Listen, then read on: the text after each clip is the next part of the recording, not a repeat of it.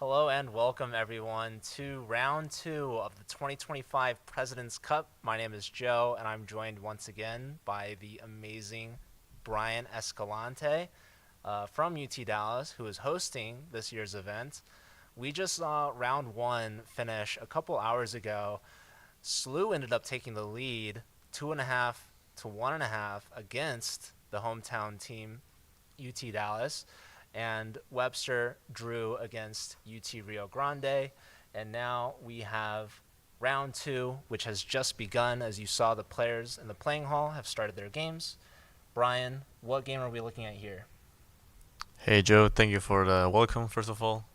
I think we can start by looking at the top match right now, which is UTD against Webster. I think this match is quite crucial, especially for us since we lost the previous match. So I think it's important to take a look at these games first. So let's first take a look at the board one of UTD against Webster with the white pieces. International Master Andre Makube against Grandmaster Harsha Baratakoti. Let's quickly recap from the beginning of the game, right? So e4, Andre always plays e4. Harsha goes for e6. From what I know, he's a very versatile player. He can either play Sicilian or French or e5. In this case, he goes for e6. d4, d5. Andre goes for the main theory with knight c3. Knight f6, e5, the main line. Knight fd7 and f4. Everything so far main theory, and this is where let's say the tabia begins. How to continue in this position because black has many moves. There's either bishop e7, there's cd, there's queen b6, a6, sometimes even b6. I think it's a move. A5 even, and Harsha goes for a6. And now Andre is thinking, I I'm not sure if this is a delay or if he's considering how to reply here because maybe he didn't prepare a6. Maybe first of all, I don't think Harsha's main weapon is the French, so that was probably a little bit of a surprise. And then I would think that within the French, he also switched around and he played a6 now.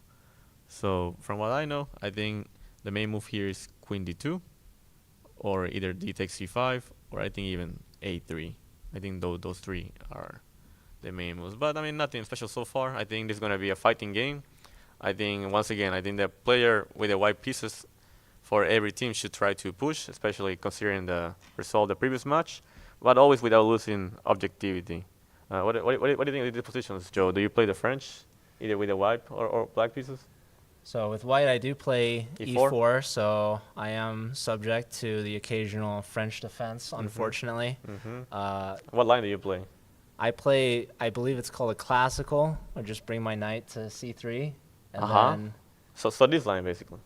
yeah, and then I'll advance if I need to, right? And pretty much, yeah, I like this line. Mhm. Um, there was a French defense in the most recent World Championship that I think I learned a lot from, and I feel like sometimes the queen comes out to g4, Yeah. and I never know like when Oh, I why should. and why? I don't know. I I mean, really I gotta study up more, no, honestly. it's all good. I think it's mainly just because basically black focuses on the queen side and white tries to attack on the king side, right? That's why the queen goes to g4. In general, it's a pretty fighting opening, I would say. Like I think there's gonna be a lot of intense positions here, pretty critical moments. So I think we just need to wait a little bit until see how it develops. Let's go to the next game. Board two, we have Balaji. As board two, last round he was board three. Now he's facing Lazaro Brusson. Lazaro Brusson has the white pieces. And let's take a look at the game. I think it was a Queen's Gambit accepted, most likely. Yeah, let's say d4, d5, c4, and c6. No, it was a Slav. Knight c3, and then he took. Interesting. I I don't know if there's some sort of detail of playing c6 and then forcing the knight to go to c3 first. Maybe not. I'm honestly not that familiar with Slav, but do you know anything about this, Joe? No, but after this capture in the center, I immediately want to push e4 and try to take that pawn back, but maybe they'll play b5. So maybe we start with a4. I don't know the theory myself either, but what are your immediate thoughts between e4 or a4? I mean, let's say one plus of having forced the knight to go to c3 before taking is that now whenever, let's say, you play something like e4, if b5, then whenever I play a4, b4, I'm attacking the knight, right? So I kind of gain a tempi, which I don't know how valuable it is in this position. Also, I might start with a4 also, as you were pointed out. That could also have its pros and cons, especially the b4 square, right? Could potentially be taken advantage by either the bishop going to b4 at some point, or the knight jumping to b4. But I think the game happened is I think he played e4. Yeah, that's what I played e4. Balaji played b5, defending the pawn. Yeah, exactly. This is what we just mentioned actually. I want to point out Lazaro here spent 4 minutes on this move, so that means he's already out of preparation, which is good news for Balaji. I would think his prep is so far already kept his opponent off guard. And then he played knight f6, e5, knight e5, and bishop c4. Bishop f5, still blitzing out moves. I'm gonna assume this is all in Balaji's preparation. And now we have this current position. Pretty interesting, I would say. Let's just say I feel like when choosing an opening, there's two ways to approach it. You can either try to take a little bit more risky approach and try to get an ideal setup. As for example, this is what I call an ideal setup. Like I get my bishop out to f5, then I play e6. I have a strong knight on d5, then bishop e7, long castle, and black should be completely fine. And so usually, when your opponent follows such principal rules, if you don't do anything immediate, black should be able to equalize pretty easily. And therefore, I would think that here white might need to play a little bit precise if they want to maintain the advantage that they usually have. Maybe I don't know if there's so much difference between having the knight on e2 or f3. Which one do you prefer, Joe? I always typically prefer f3 because Mhm. it's a bit more advanced in the center. Mhm. It's on the third rank as opposed to the second rank. But here, I'm wondering how badly does white want to try to win that extra pawn on the b file? I'm thinking about bishop d2 or even taking on d5 because I don't want my knight on a2 forever. And if I could take a pawn, why not? Correct. I think you pointed out something pretty important, which is the fact that this knight on a2, if it doesn't either capture the pawn on b4 or some weird maneuver happens with b3, moving the bishop knight c1, it's gonna be misplaced for the rest of the game, and therefore it is something that white should be worried about, especially if let's say black gets to play all the moves I say like a5, e6, bishop e7, short castle. Then the knight on a2 becomes clumsy, right? So, and then every time taking on d5 and trying to get that pawn needs to be calculated as, let's say, queen takes d5 happens, I attack on g2. So this is not, I mean, it wouldn't be ideal for white. And then if I need to waste a tempi defending that pawn, then after like a5, black's completely fine. He has a pair of bishops. The knight is misplaced on a2, and black should be able to get a comfortable position. So bishop f5, and now Lazaro is taking his time, because I think he understands that it's a little bit of a critical moment on when to decide how to proceed with the knight, because there's some pros and cons for knight f3 and knight e2. Let's say knight e2 could potentially lead to some short castle, and then knight g3, attacking the bishop, followed by some f4. That's a possible plan. On the other hand, the knight on f3 also looks pretty natural, just to bring the knight closer to the center. So I think that's what Lazaro is assessing right now. And so I would say so far the opening worked out pretty well for Balaji. He's up on time by 10 minutes. So we will see how this game continues. Let's go to the next one. Board 3, we have Carolis Juxta for UTD with the white pieces against Yasser Quesada with the black pieces. Grandmaster from Cuba playing for Webster. Let's take a look at the opening. Carolis plays his usual d4, a pretty solid player. d5, c4, e6, knight c3. And Yasser goes for the well-known triangle Slav. Have you ever seen this before, Joe? Yeah, the pyramid structure here. This is a Queen's Gambit declined. It is. And now that they have played c6, this becomes the triangle Slav, basically.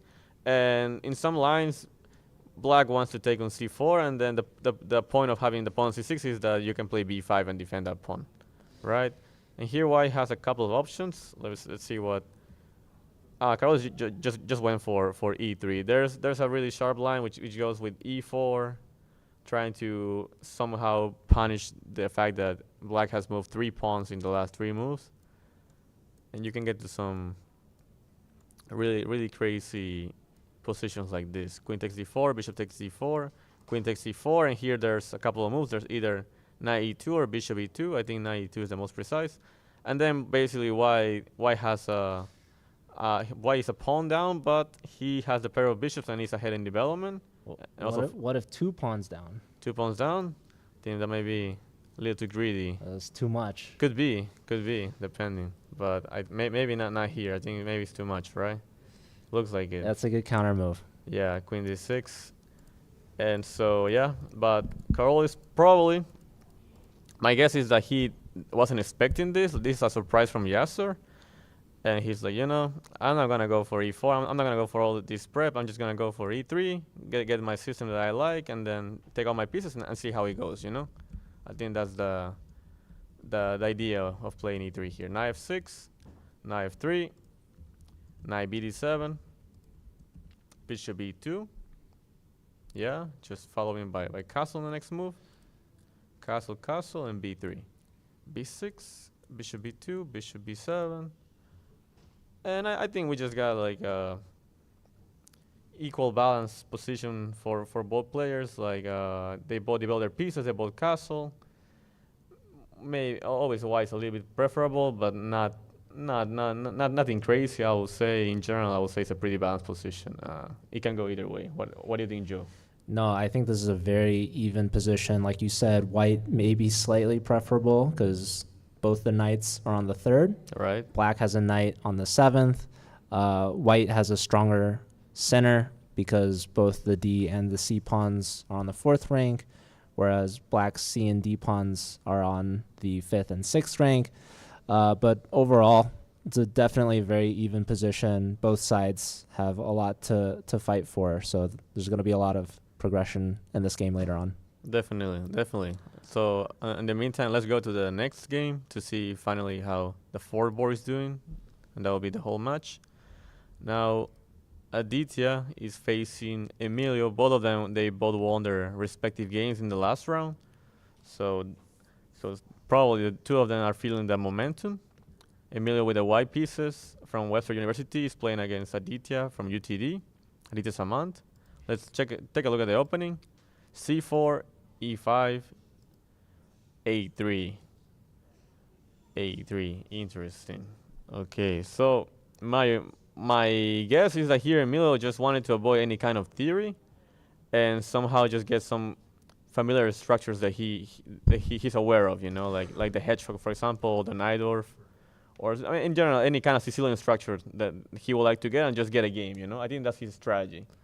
Like he's aware of his opponent's knowledge in the opening theory, and therefore wants to avoid all of that as soon as possible. I think that's the goal of a3. So Aditya played knight f6, d3. It's basically like a Najdorf sort of structure. d5, and knight f3, and knight c6, and yeah, we basically got a Najdorf with an extra tempo for White. For usually it would be Black, but in this case for White, right? e3, a6, and b4. Interesting. Because usually in the Najdorf you don't get to play b5 that quickly, or usually you don't. You kind of wait for it. But maybe there's some argument to say that okay, since he already defined a6, And because usually the counter move of b5, in this case b4 will be a5. Let's say, for example, if something like this, things like this exist, even giving up the pawn, it wouldn't be that terrible. The black has a lot of compensation for the pawn here. So maybe Emilio is saying, okay, since he already played a6, I can play b4, and a5 wouldn't be such so annoying as compared to the previous move, you know? What do you think, Joe? Do you play another by any chance, by the way? No, but that makes a lot of sense, right? If the A pawn has been pushed, we can then push our B pawn, knowing that if they push the A pawn again, they'd have wasted a turn essentially. And I think this move also makes a lot of sense if you look at the dark square bishop, because we want to develop that bishop somewhere. And if we go to D2, because our E3 pawn's in the way, it's a little bit more passive than if we get it to the fianchetto position on B2, controlling the long diagonal. And I also just wanted to welcome in, we've got a bit of an audience here in person. So if you guys have any questions, feel free to raise a hand and we can call on you. And we might also call on you regardless if maybe there's a tactic or an idea that we want to maybe get the crowd involved with.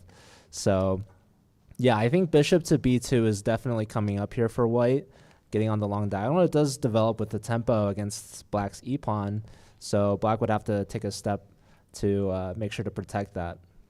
You know what's interesting here on move 6 already, Aditya spent 3 minutes.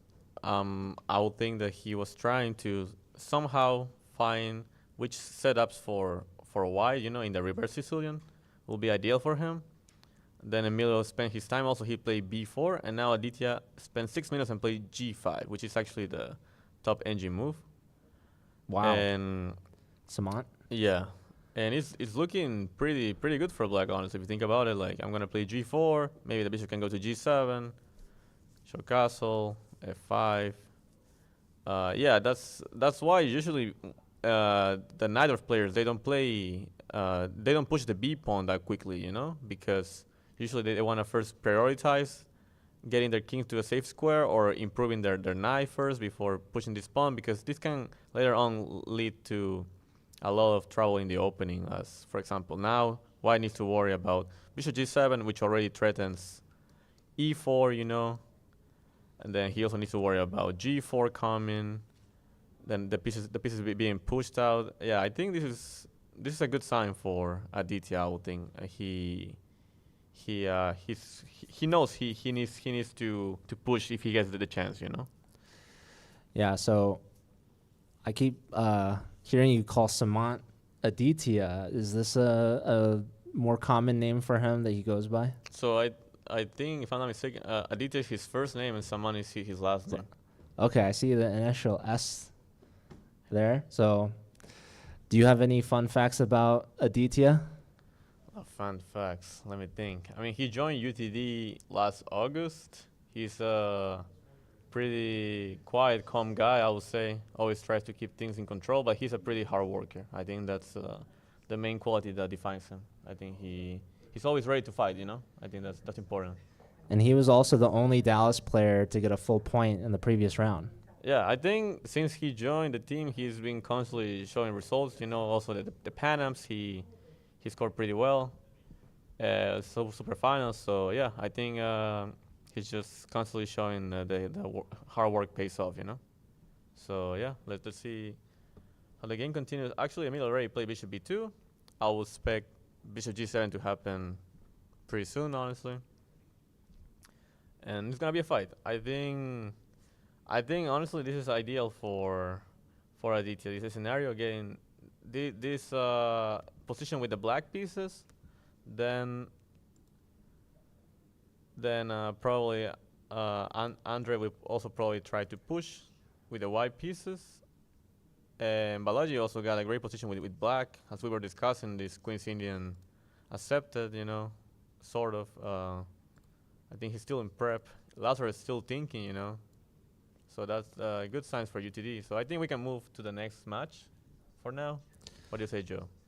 Yeah, I think the next match between SLU and UT Rio Grande Valley, we actually have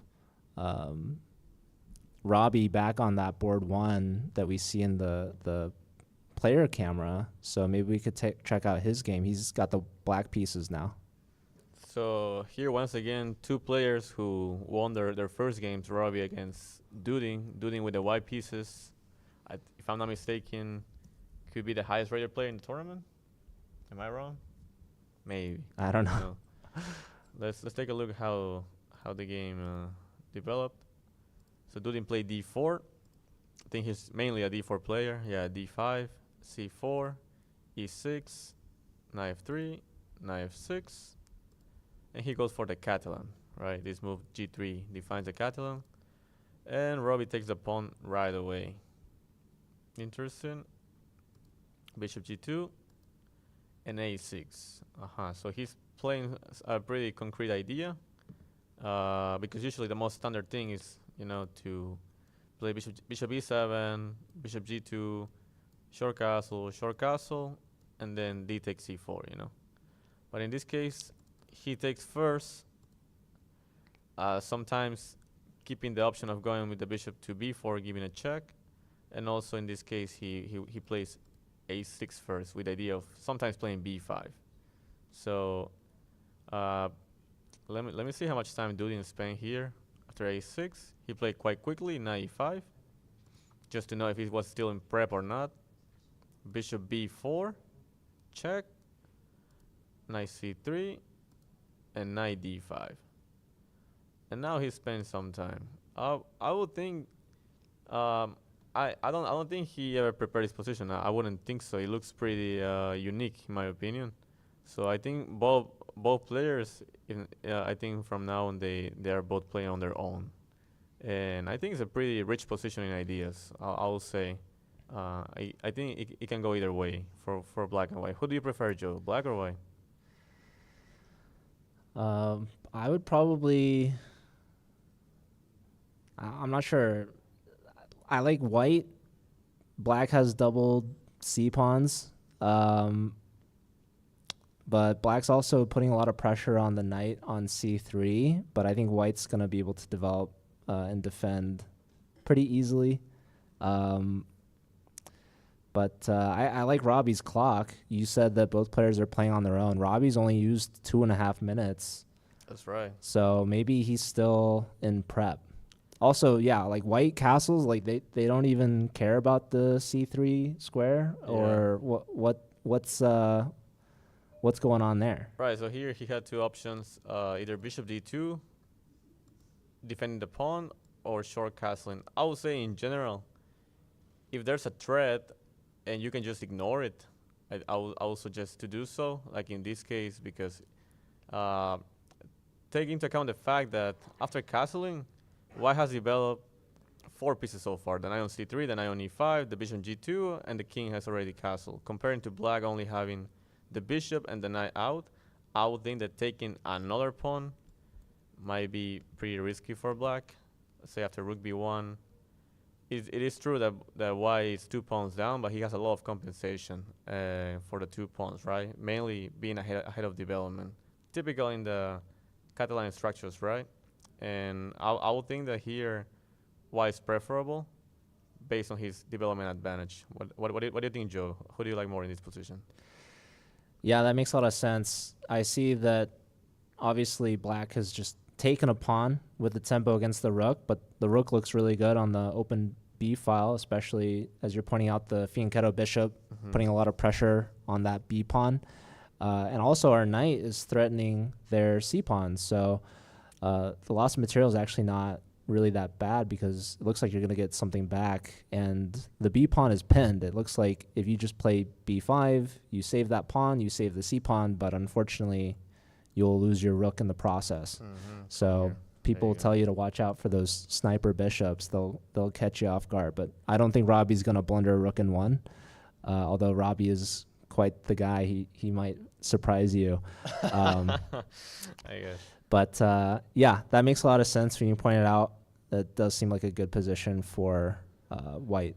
Yeah, so here Robin castle after 2 minutes, which makes me think that he did consider taking, But then he was like, yeah, no, honestly, no. I can just castle, keep my pawn, probably still in prep. Like, there's no need for that, you know? And now dude is thinking. I think he's been thinking for the last 10, 15 minutes. I think that's why he's so down the clock, you know? I think that's the main difference. But we will see. Let's go to board 2 in the meantime. Who's playing on board 2, Joe? Board 2 looks like Sean Rodriguez Lemieux versus Dambasurin Batsurin. Mm-hmm. So Sean's a very strong player, recent Grandmaster from Canada, as you pointed out, I believe, under 18 World Youth champion. Yeah. So very talented player, of course. Batsurin from Mongolia, I believe. Mm-hmm. Also representing St. Louis University. He's Robbie's teammate. He's got the white pieces now, and he spent less than 30 seconds on his clock so far. So he seems pretty happy with the white pieces. Let's take a look at what happened. So d4, knight f6, c4, e6, knight c3. Basically inviting for the Nimso Indian. I would think Sean goes for it. Yeah, he goes for it. Bishop b4. Actually, I played against Sean a couple of months ago in the Pan American Intercollegiate, and we played this exact same line. Actually, I was white. E3, castle. But here I play knight g2 in our game. In this case, Dambasurin plays bishop d2, which I think is pretty trendy. There's even like some course by, funny enough, by Darius Schwartz, who is the coach of SLU, right? So I wouldn't be surprised if this is one of his ideas, honestly. So bishop d2. d5, knight f3, and c5. Interesting. a3, takes, and knight e4. If I'm not mistaken, I think this is main theory. Could be for both sides. And usually what ends up happening is that black equalize, but white is always slightly preferable, you know, because of that extra tempi that they have. Let's see how you continue. Rook c1. Takes. Yeah, and I would think that Dambasur is still in prep, definitely based on the clock situation, and in general, like white has a pretty comfortable position due to the, let's say, a heading development, having the bishop out, the knight here, the rook on c3. The only thing that is missing is castling, and then after castling, just by bringing the queen, let's say, to f3, and the rook from h1 all the way to c1 after castling, then white will have a more preferable position, right? But still a lot of game to go. Of course, Sean is not gonna just wait for white to do anything he wants, right? He plays bishop d7, castle, and knight c6. Why not knight c6 right away? We have audience here. What do you guys think? Why not knight c6 right away? Why does he play bishop d7 before playing knight c6?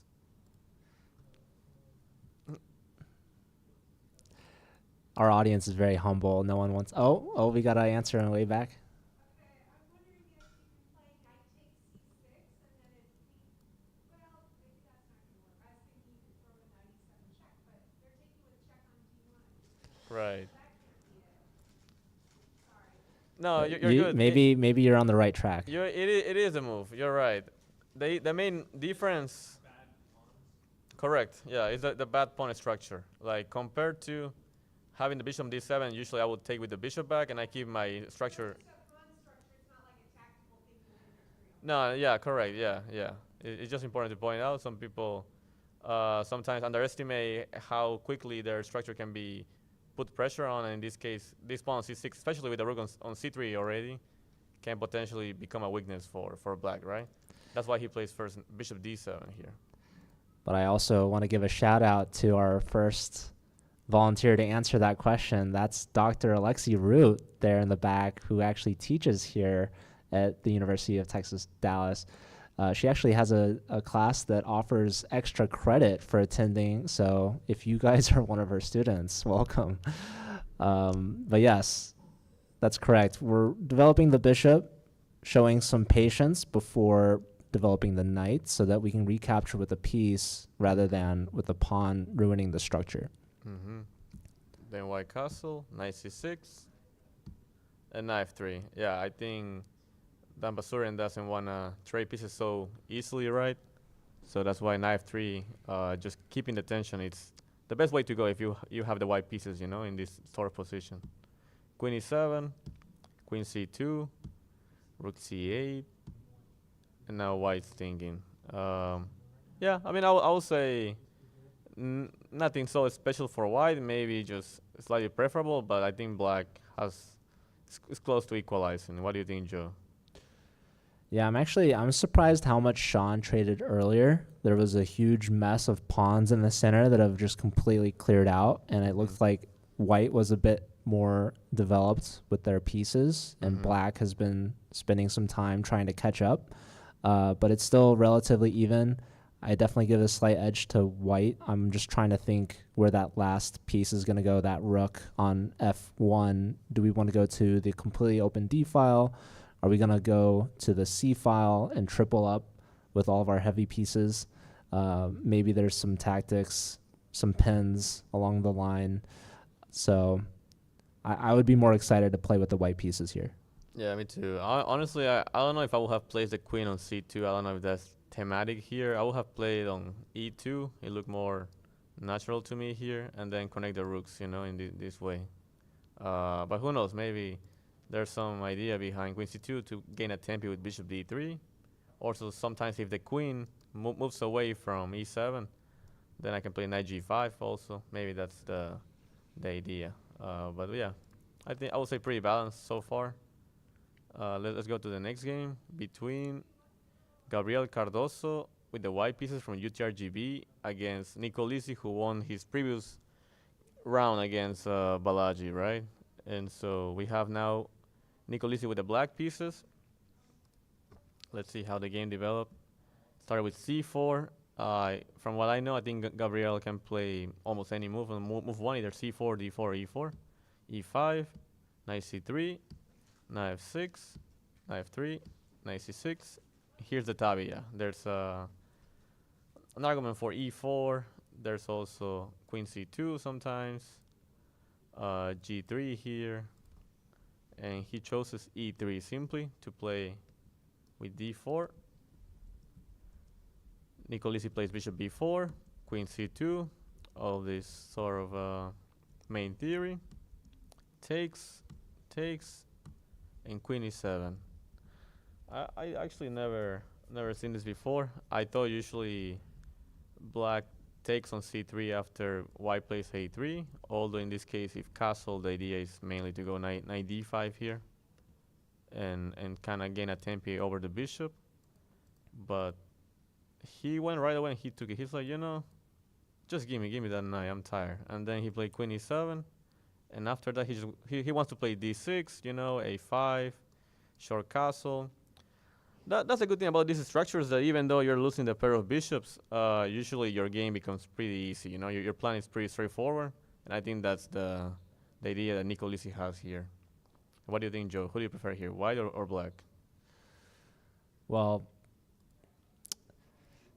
pretty much, I feel like white is the preferred side. I like the doubled bishops, bishop pair. I don't really like taking the knight for the bishop that quickly. So I'm going to root for Jose on this one. Also, you mentioned Nicolosi beating the Dallas player previously. So today we kind of see Missouri versus Texas as a state rivalry match. SLU beating Dallas. Do you think UTRGV is going to avenge the Dallas, their fellow Texan team? I don't know. You think SLU is going to beat both Texas schools? If I think SLU is gonna beat both teams, I mean that depends on the position. So far, I thought it was pretty even, like on board one and two, right?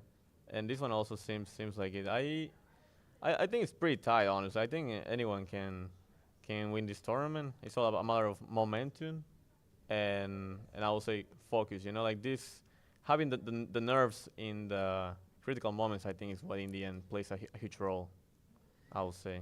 Yeah, it's definitely too early on in this round to tell which teams are favored, but SLU definitely the higher seed compared to the two Texas teams. But I agree with you. Anyone really could win this tournament. So all four schools are very qualifying and have a really high caliber of chess skill. But I do think it's interesting. Two teams are from St. Louis, two teams are from Texas, and today we see the states compete. Tomorrow we'll see the interstate rivalries. So maybe you could shed some light on how much you see UT Rio Grande as is that your main rival as far as chess at least? You mean Texas-wise? I mean, they're also Texas Tech. I think they're also a pretty strong team. Yeah, in general, those two. That's why we have this tournament called Texas Super Finals.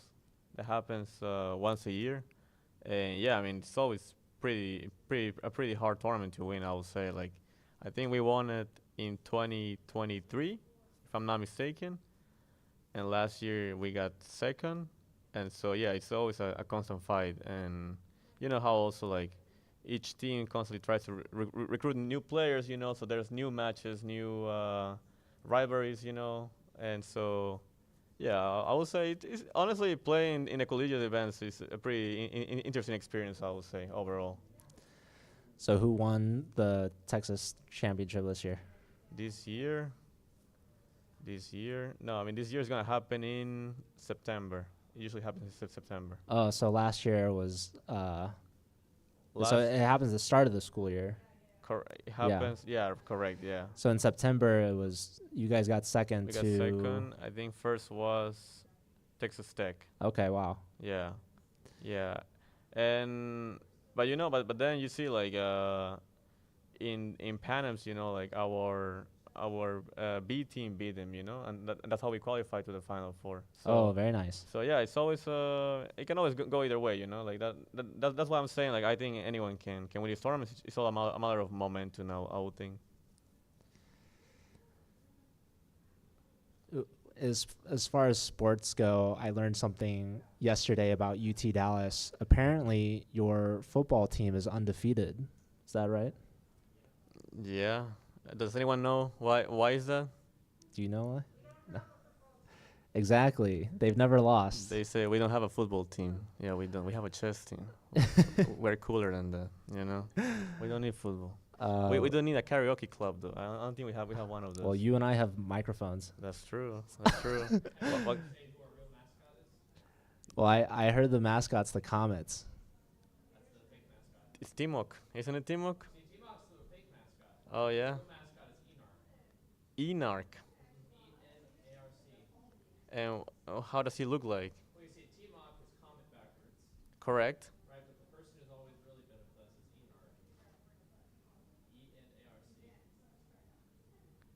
Crane.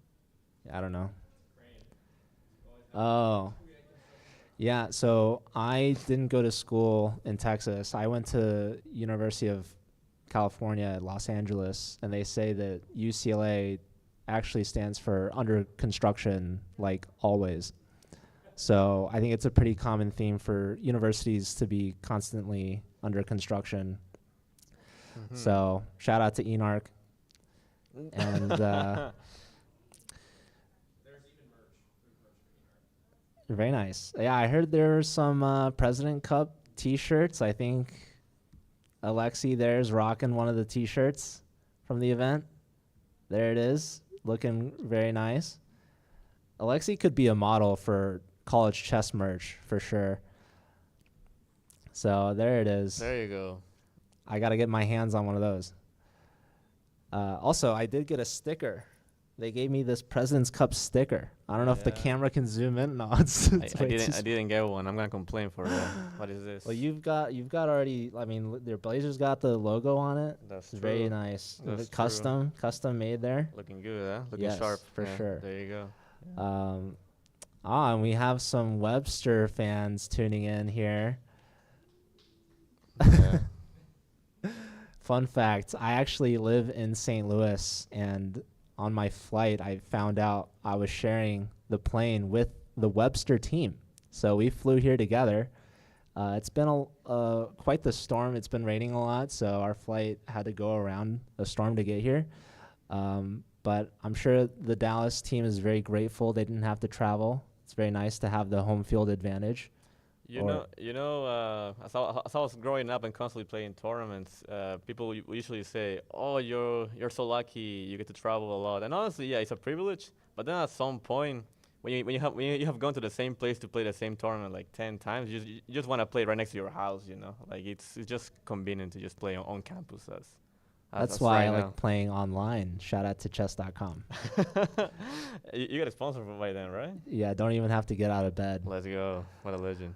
All right, so I think we're gonna have some interviews pretty soon. Can we have some interviews? oh yeah, definitely stick around. We've got maybe some alternatives, maybe Oh my some God. fans. We got a crowd. Look at this. Here comes Grandmaster Claudia Boñón. So we were learning the mascot for UT Dallas apparently are the Comets. What's his name? Timok? Timok, yeah. So maybe someone can answer, what is the mascot of Webster University? I actually know it. Oh, you know it, Yeah. Brian? You want to share? No. No. I'm a Timok now. Oh, you transferred?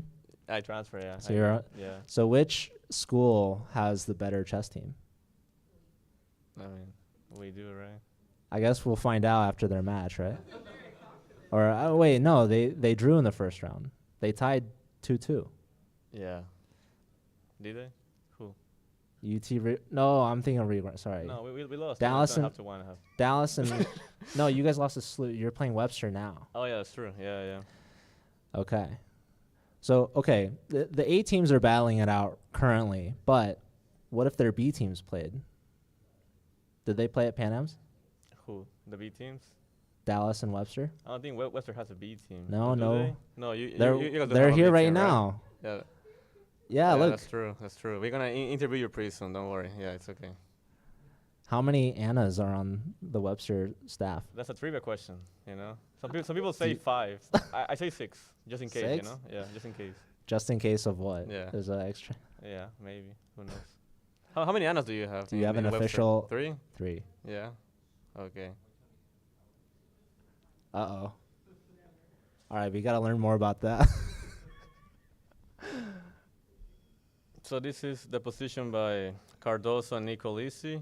I think Nicolisi got a comfortable position. Well, hold on. Sorry. We didn't answer I almost said the Belkin. Webster mascot. The Webster mascot. It's Gorlux. Gorla, yeah. Yeah, it is, right? Yeah. Yeah. And why? What is the Gorlock? I don't know. Does anyone from the Webster team want to answer that? What's the Gorlock lore? Or The paws of a speeding cheetah, the horns of fierce buffalo, and the face of the defensive skin. So apparently the Gorlock is like a chimera. It's like a mix of many animals. It seems to be. why is UT Dallas the Comets? Was there a comment here at some point? You don't know? Yeah, I mean. Nobody knows. I think so, honestly. I think that's the reason. Yeah. I think Rio Grande We can Valley ask is the ChatGPT. UTRGV is the Valeros? Or did I just make that up? I don't Anyone? know, man. No one I don't knows? know. You're putting me in a tough spot, man. You should have him about Rocky movies and like pop music. You know, I don't know about these things. All right, I'm trying to get some school fun facts on here. Actually, I'll have to shout out Dr. Alexi Root again for providing some fun facts here. Something for UT Dallas to be proud of. The very first President's Cup, which happened in what year? Anyone know? Earlier. Too late. No, just kidding. It's 2001. It was hosted here by UT Dallas. So 24 years later. I didn't know that actually. That's pretty cool. It was at the It Hyatt was hosted Regency in a hotel, but it was Dallas. hosted by UTD apparently. And there were 6 boards per team, not 4 as it is nowadays. That's pretty Yeah. interesting, honestly. So if there were 6 boards, Yeah. who would be the next 2 for UT Dallas? The 2 reserves that we have in the team. Who are they? So we have 6 people in the team. It's Ivan Skitsko, then I think it's Andrei Makovey, then it's Kostav Chatterjee, Carlos Juxta, Balaji Dagupati, and Aditya Samant. I think those 6 will be. Can we pull up the UT Dallas roster Let's here see. to show? Let's see. Let's see. Did Brian get them all right? Does Brian know his teammates? Oh, there it is. All right.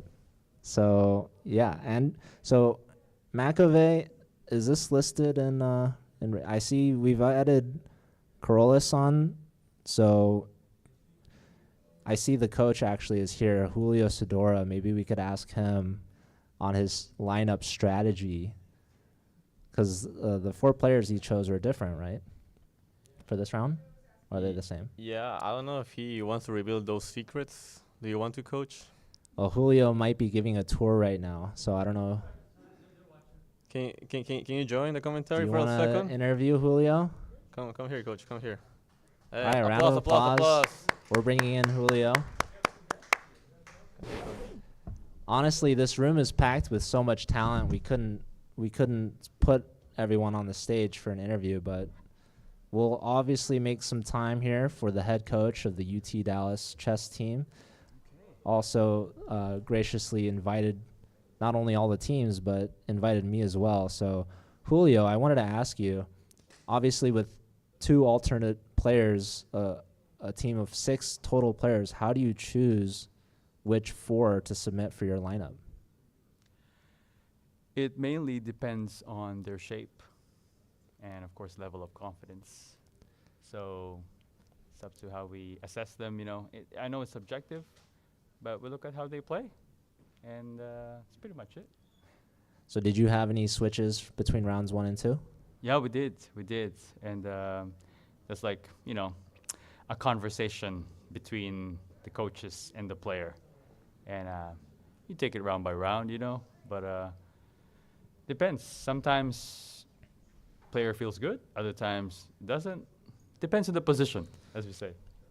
And the position's always changing. Interestingly, I was lucky enough to be invited to the captain's meeting last night, and so I got to be part of that process a little bit, and I learned that lineups actually have to be submitted at least 90 minutes before the round starts, and the previous round ended with only about an hour 45 before the next round had started. So that team, for example, only had about 15 minutes to make that decision. So that you got to be on your toes and make a quick decision there. Definitely, yeah. You can't nap, and you can also submit it early if you have a prepared lineup, But that's all up to the coach. But you're right. You have to be alert at all times and be attuned to the players. That makes a lot of sense. So I was asking Brian a little bit about maybe the Texas rivalries. Do you have more of a rivalry against UT Rio Grande, or do you think you have more of a rivalry against the St. Louis teams? I think with UT RGV, Rio Grande Valley, this is something that has developed for the last maybe 3 years. Yeah, I think you have a stronger rivalry with them because we also face them a lot in state championships. And of course, Pan Am's the qualifier for this event. So we're getting tired of them. But I don't think we're keeping score, but probably should because, they've won President's Cup 2 times already. So we gotta try to get one of our recent titles again. We gotta get one back. Maybe you can get it back here this year. Obviously, you guys are the hosts, and I know a lot went into that, and there's a lot that we should thank you that's going on behind the scenes, so you're very busy. Don't want to take too much of your time, but I wanted to ask you, did you know that UT Dallas was the original host of the President's Cup in 2001? Yes, I only learned about that last year, actually. When I found out about it, wow, we actually invented this thing. And it's an honor, and it's a legacy. It's a responsibility to keep on this tradition going. And yeah, we're grateful to have it this year and to, of course, have visitors and chess fans be entertained with chess.com's help. Of course. And we're happy to help, and we really appreciate all the viewers and the sponsors, and hopefully spread some more love and light on college chess which you've devoted your life to. And I wanted to ask you, how much has college chess changed since maybe you were a student? Wow. Yeah, every time I look back, so much, because it was mainly Pan Ams and some local collegiate events that was happening. Of course, the President's Cup as well. Back then, it was called Chess Final Four.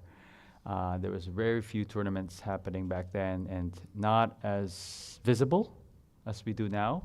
Of course, we now broadcast the games, the collegiate games, on Twitch, YouTube, and of course chess.com. Lead Chess is there. I think it has grown with the way we broadcast the games, the way it's followed, and just the amount of title players. Back then in Pan Am's, you know who the grandmasters are. You can count them by your fingers. But the last Pan Am's edition, there was like 30. It's astounding. I see it as a collegiate Olympiad, and a lot of countries involved. And I love that diversity that the collegiate chess community has now. And I hope it keeps growing as we keep building with opens and women's division as well. And as you know, we have a new section at the Pan American, the U1800, which has been growing year by year. So I think we're on the right track. So I have maybe one last question for you. I heard that Jonathan Bartholomew is a UT Dallas alum, Yes. and so are you. Yes. Were you guys teammates? No, I just missed him by, I think, 2 years. He was here first. He's my senior. But we work together at the chess camps, so we're closely in touch. And at alumni events, he comes out. So that's another great thing at UTT. We have a large chess alumni community. And it's a beautiful thing when chess team alumni comes back to give back to the current players. And yeah, hope we have him in our future, tournament someday. Well, I did have an idea. Maybe we could start it together. What are your thoughts on making an alumni league, and how do you think your team would fare against the others? Oh, wow. I think we would dominate that one. Thanks for that idea. I'll start reaching out to my contacts, so chess team alum. So that would be great if you can organize that. Is that online or in person? I think we could do both. All right, let's do it. Yeah, I think when I think of alumni, I think all the scholarship schools are probably going to be pretty good. Also, you mentioned Antipov on your team. He might count as a Mizzou alum, though. Right. Joining Grigorio Parin. But, Sure. yeah, do you actually know where the Mizzou head coach, did Kurilla also go here? Right, I'm not sure if he would play for us, though. Oh. Yeah, he did go here. We were teammates. Okay. You were teammates. And now you're enemies.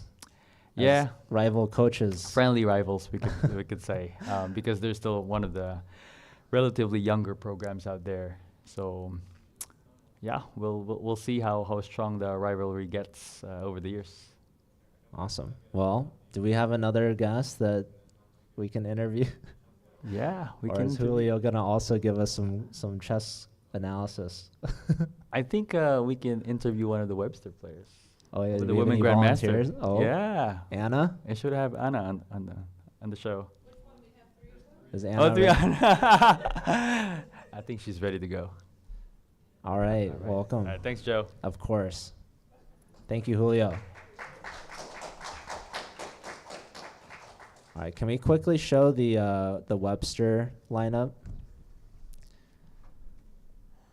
Just so we can see how many Annas there are. All right, so Anna, we've got your teammate, Anna Sargisian, and we have, so there's a missing Anna. I guess Anna's not actually on the team. He's the manager. Okay, so I guess we're not including the managers here. But that's okay. So you've got your main 4 players playing right now. They just had a draw in the previous round against Rio Grande Valley. Were you watching that match? Of course, the whole time, yes. We were trying to root for them. And, well, first round is always difficult. So let's hope for the better continuation. When you were watching that match and maybe your team didn't get the win, were you hoping to be put in the second round? Were you like, put me in, coach? I'm ready. Well, honestly, I would like them to go with the best team Okay. possible. So this is not about individual efforts. It's more like the team to be the best. We don't really try to compete between ourselves. So we are just happy for each other when we are scoring well. So you guys were the highest seed, or you are the highest seed with the highest team average rating. So during the drawing of colors last night, your head coach, Liam Lee, got to choose. Obviously, he chose the white piece first, so go white in the first round. How excited were you guys to get, like, how big of a deal is that for your team, or do you think it really isn't that big of a deal? I don't think so. Honestly, it's every game you need to play your best. It doesn't matter whether you are white or black. There are some people who are more comfortable with white or black, but it's not that big of a deal. So, yeah. Well, what about your personal preference? Honestly, sometimes, well, it depends whom I'm playing. So, also if I need to win, of course, white is better, but black is fine too. So, yeah. Okay, so Anna, I want to pull up some of your teammates' games here, and we can get some of your thoughts on the positions. Last that Brian and I looked, everything was pretty even, but it's been some time. So here we've got Harsha Baratakoti. Am I saying that right, first off? Harsha. Just Go Harsha, with that. okay. That's what I thought sounded good. Okay, so he's quite low on time. That's the first thing I'm noticing with the black pieces here. Andre Makove has an hour and 20 still. Harsha has almost half his time left on the clock. Is that normal for Harsha? Is he a long thinker? Does he play well under time pressure? Yes, he does well under time pressure, and honestly, sometimes this is a trick, right? Because whenever you are in time pressure, the opponent is thinking, oh, well, maybe I should play faster, and then they make mistakes. So this is like a perfect way to trick your opponent into making mistakes. Is that working out for Harsha so far, or we have to see? We will have to see. This is very much the beginning, right? We are just out of the opening development finished, so yeah, there is a long game to go. This is a very close position, so there is a lot to be played yet. All right, what do you think about Greek Gift right now? I think it's not really good. No? Shouldn't be good. Yes. But we hope Andre plays it, right? Yes, exactly. That would be That's perfect part of for us. Harsha's tricks. Yes. He's castled now, hoping for. Okay, so let's see next board. We've got Bolaji Dagupati against Lazaro Bruzon Batista, who has the white pieces here. Let's see. Okay, so black has also just castled here.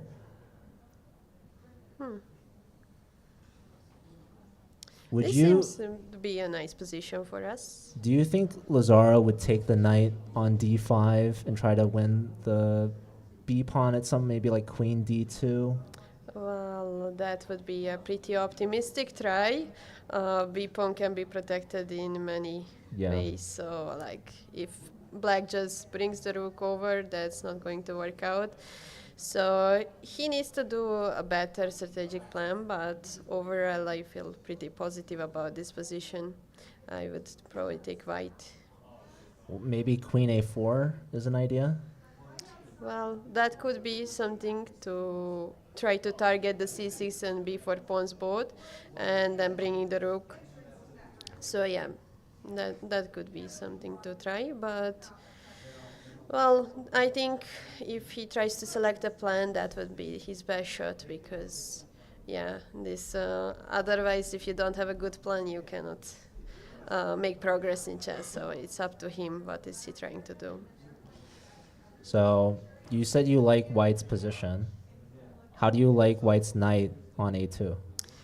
Well, that might be a piece in the future to be improved, but it's also targeting the b4 pawn, so it has other functions.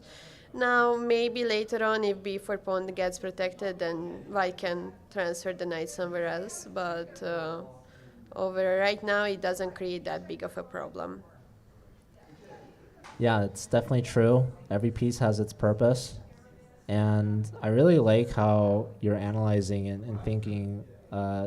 Definitely appreciate how you look at potential moves. And it just makes me wonder how much has having like a coach or a team at Webster, specifically Liam Lee, help you in your chess? Oh, he helps us a lot. So he supports us to practice our calculation. He gives us different viewpoints, right? So when I arrived to Webster, I was mostly a positional player. I liked the big maneuvers and everything, and he really tried to force me into those waters, like which are more tactical. So like it broadens the chess player's viewpoint. So I think he's doing a great job, and he really supports us in the best way. So. Yeah, we are very grateful for him. So obviously everyone knows Webster has many Annas. You are both international master and woman grandmaster. I am woman grandmaster only, and Anna is actually both international master and woman grandmaster. Okay, so Yes, Okay, and that's I am the- Anna Maria. so that's the original Anna, Anna Sargisian, right? Are we gonna interview her next? She says no, but the other Anna says, "What do you think?" Well, I think it's her choice. Oh, okay, that's fair. If she wants to go, then yeah, we are doing democracy, no forcing. So when you guys play, what's your favorite time control against each other? Well, I like Blitz. Honestly, I feel like that's a time control which gives you like possibility to make even maybe mistakes, and then you can quickly correct them. But it's definitely, I feel like, the most interesting time control. It's quite quick, and you can make quick decisions, and whoever calculates faster is going to win. So yeah, overall, not only against my teammates, that's just my favorite. So I have a fun fact about the Webster Annas. You guys both competed during the Collegiate Chess League's individual season, which was the first time Webster has ever competed in the Collegiate Chess League. You remember that? I didn't know. Well, I remember you guys did well. Yes, we did both qualified into the final, and then we did score very highly in the elimination process. You guys even got some cash prizes. Yes, we did. Yeah, so that's not bad, especially for a free event. Yeah, right? so we need to organize it again individually because team events are more difficult to organize, right? So individual events would be great again. Yeah, we can definitely plan for more in the future. And I have maybe another question before we bring in another guest, or maybe we bring back Brian. But I've been talking a lot about maybe some Texas rivalries, or maybe Texas versus Missouri rivalries. Today has been only St. Louis teams versus Texan teams, but tomorrow is going to be St. Louis University versus Webster University. Is that your main rival?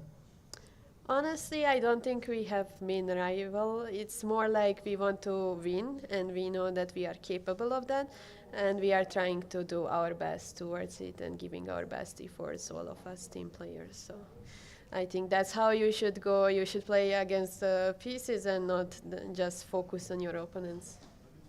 That definitely makes a lot of sense, and I agree to that for sure.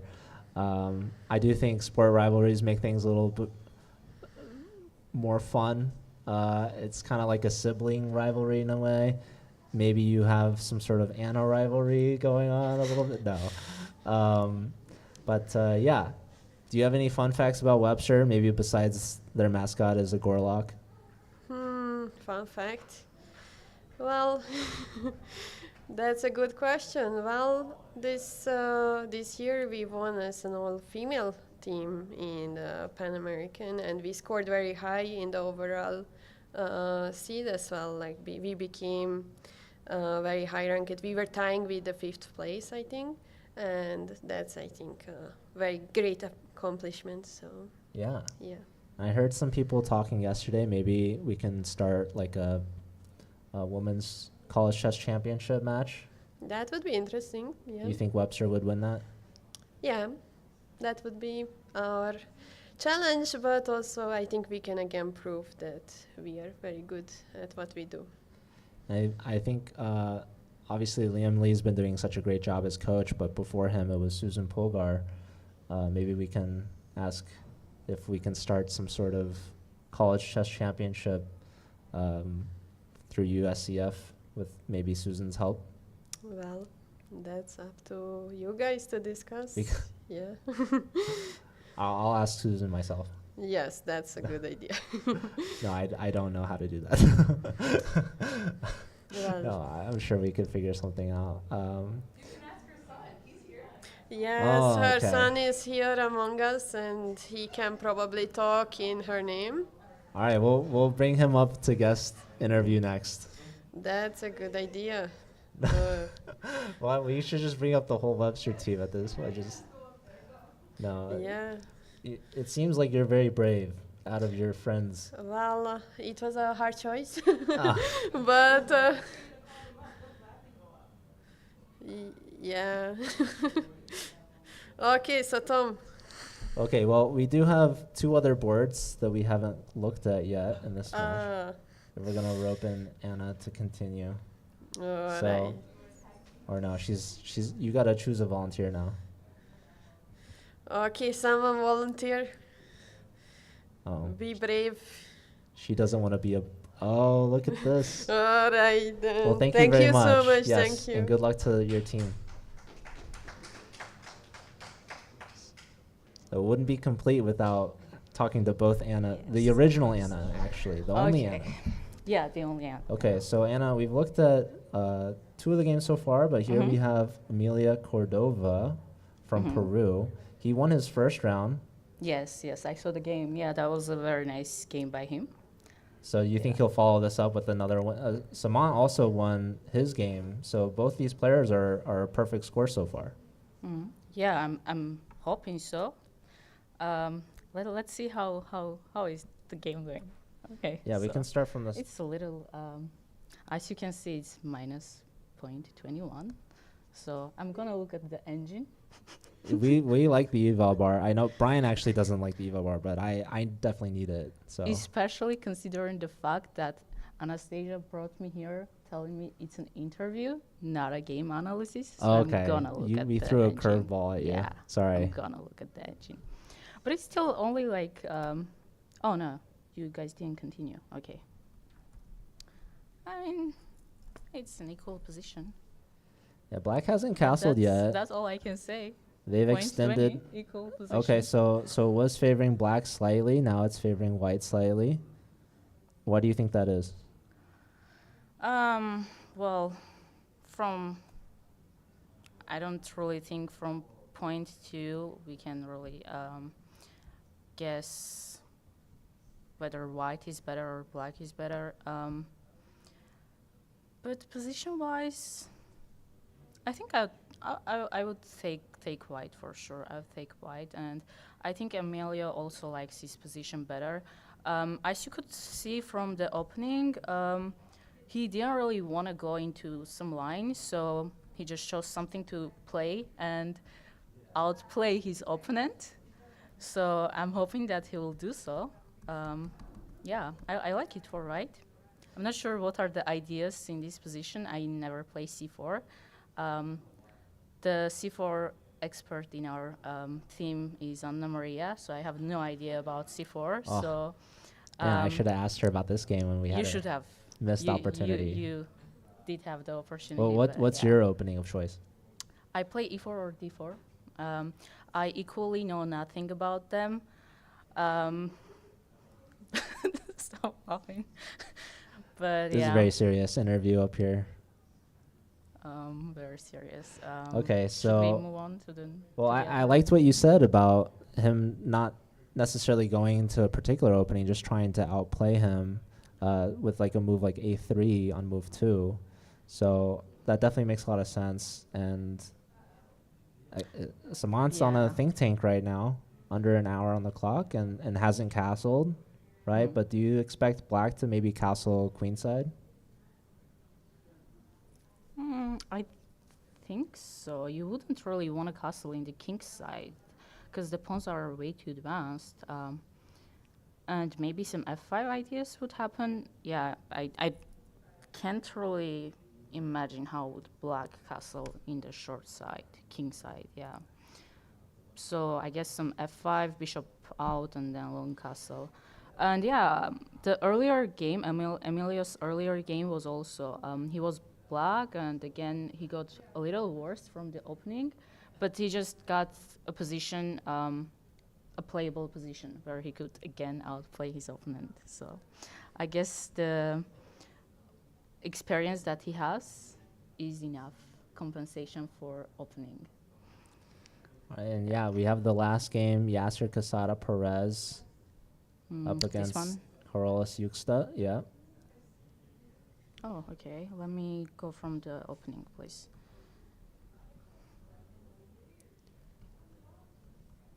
Oh, okay. So this is. I don't know the names of the openings. I really don't know the name of the I think- openings, but I do know this opening. What's the name? Like Slav, semi-Slav. Yeah. I mean, I guess it was Queen's Gambit decline, but with c6, I think Brian was calling it a semi-Slav. Yeah, semi-Slav. Okay. Yeah. It looks good enough, semi-Slav, and then I guess knight f8, bishop d6, knight e4. I guess those are the ideas for black. I'm not sure knight d2. Where does the knight go from d2? Honestly, as someone, I used to play this line with black a lot of times, but I'm not very sure where does the knight go from d2. It looks like the knight on f3 was very well placed, at least to me. Let's see. Does the engine like knight d2? Well, I wanted to also point out, interestingly, when we were looking at Harsha's game, he was way down on time, and Anna Maria said that he plays well under time pressure. And do you agree with that? Is that part of his strategy, or you think he's just slow? I'm not sure how well he plays under the time pressure, but every single time I looked at Harsha's game, he's down a lot of time. So that's a that's a reoccurring theme with Harsha. That's one thing I noticed about him. Well, in the last game with Yasser Casada Perez, I noticed it was the complete opposite. He is way up on the time. Is he a fast player? Yeah, me and Yasser have the exact same playing style. We have same playing style. We play fast, and we actually have mostly the same opening repertoire. So it's very easy to steal his openings. Yeah, he plays fast. Of course, he plays fast. Me as well. So that's one thing I noticed. Anna Maria said that she likes blitz. Is that also a good time control for you? You prefer fast-paced chess, or do you like classical?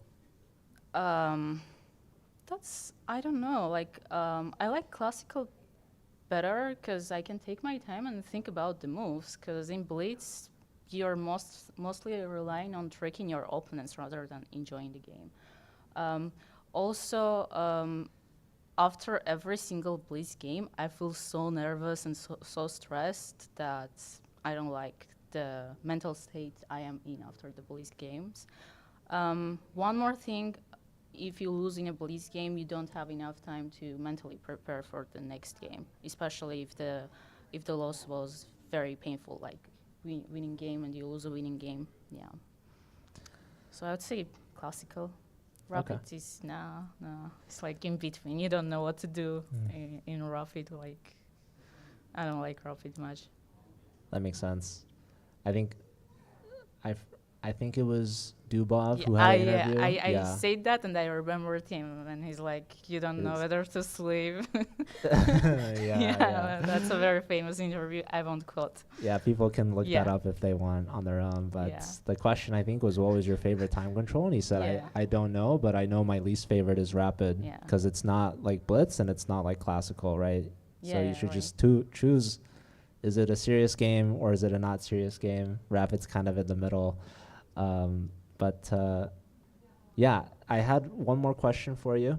Sure. You mentioned, or maybe Anna Maria mentioned, that you had a very strong team at Pan Am's, an all-women's team at least that had competed, and so now here at President's Cup, you were both here as alternate players. When you travel with the team for these sort of competitions, do you like playing more, or do you like having to, just be more of an alternate player and you get to enjoy more the event itself and not have to worry about actually competing? On a scale of 1 to 10, how honest do you want me to answer this question? You can be as honest as you'd like. So if I'm not playing, I'm not sure why am I here. That makes sense. Yeah, that's very honest. But I was reserved only for 2 rounds. Who knows? There's still third round. There's a third round. I asked Yeah. Anna Maria, was she waiting to get in? Like, put me in, coach, right? Are you waiting to be put in for third round? For the third round?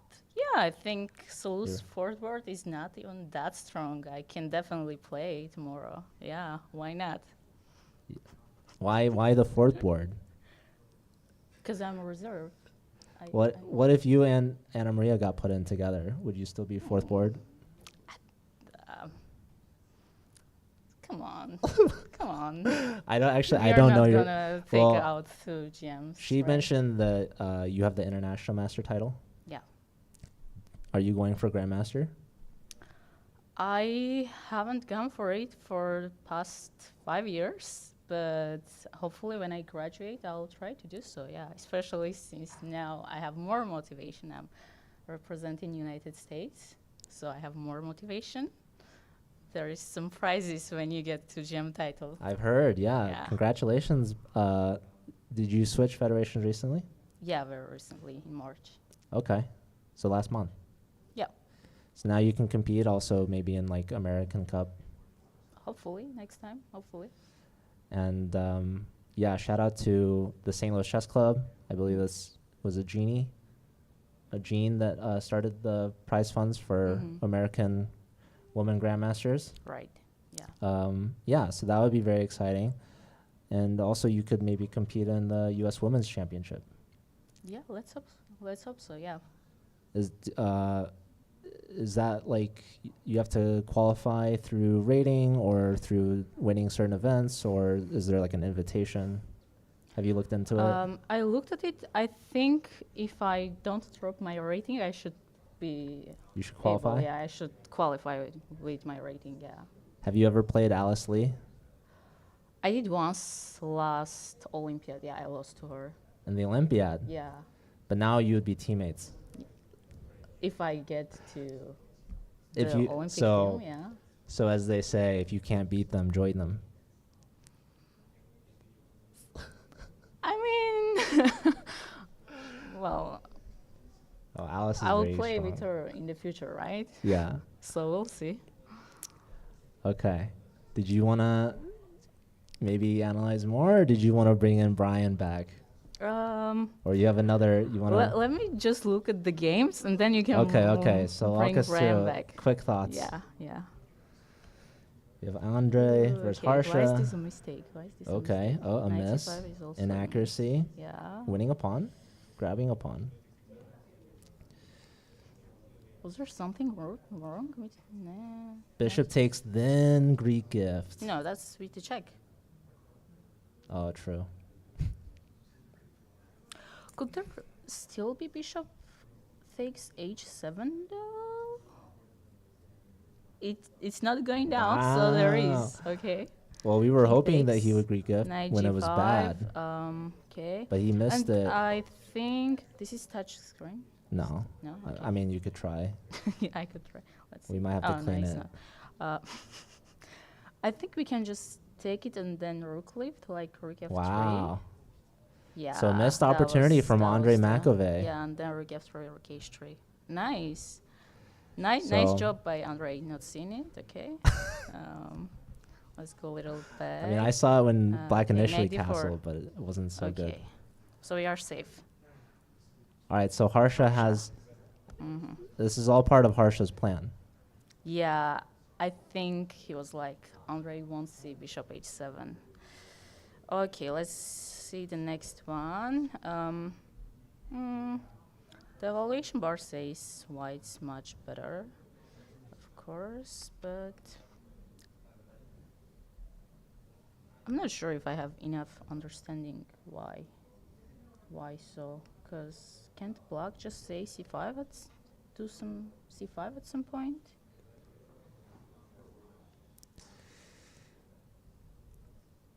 Why is white so better?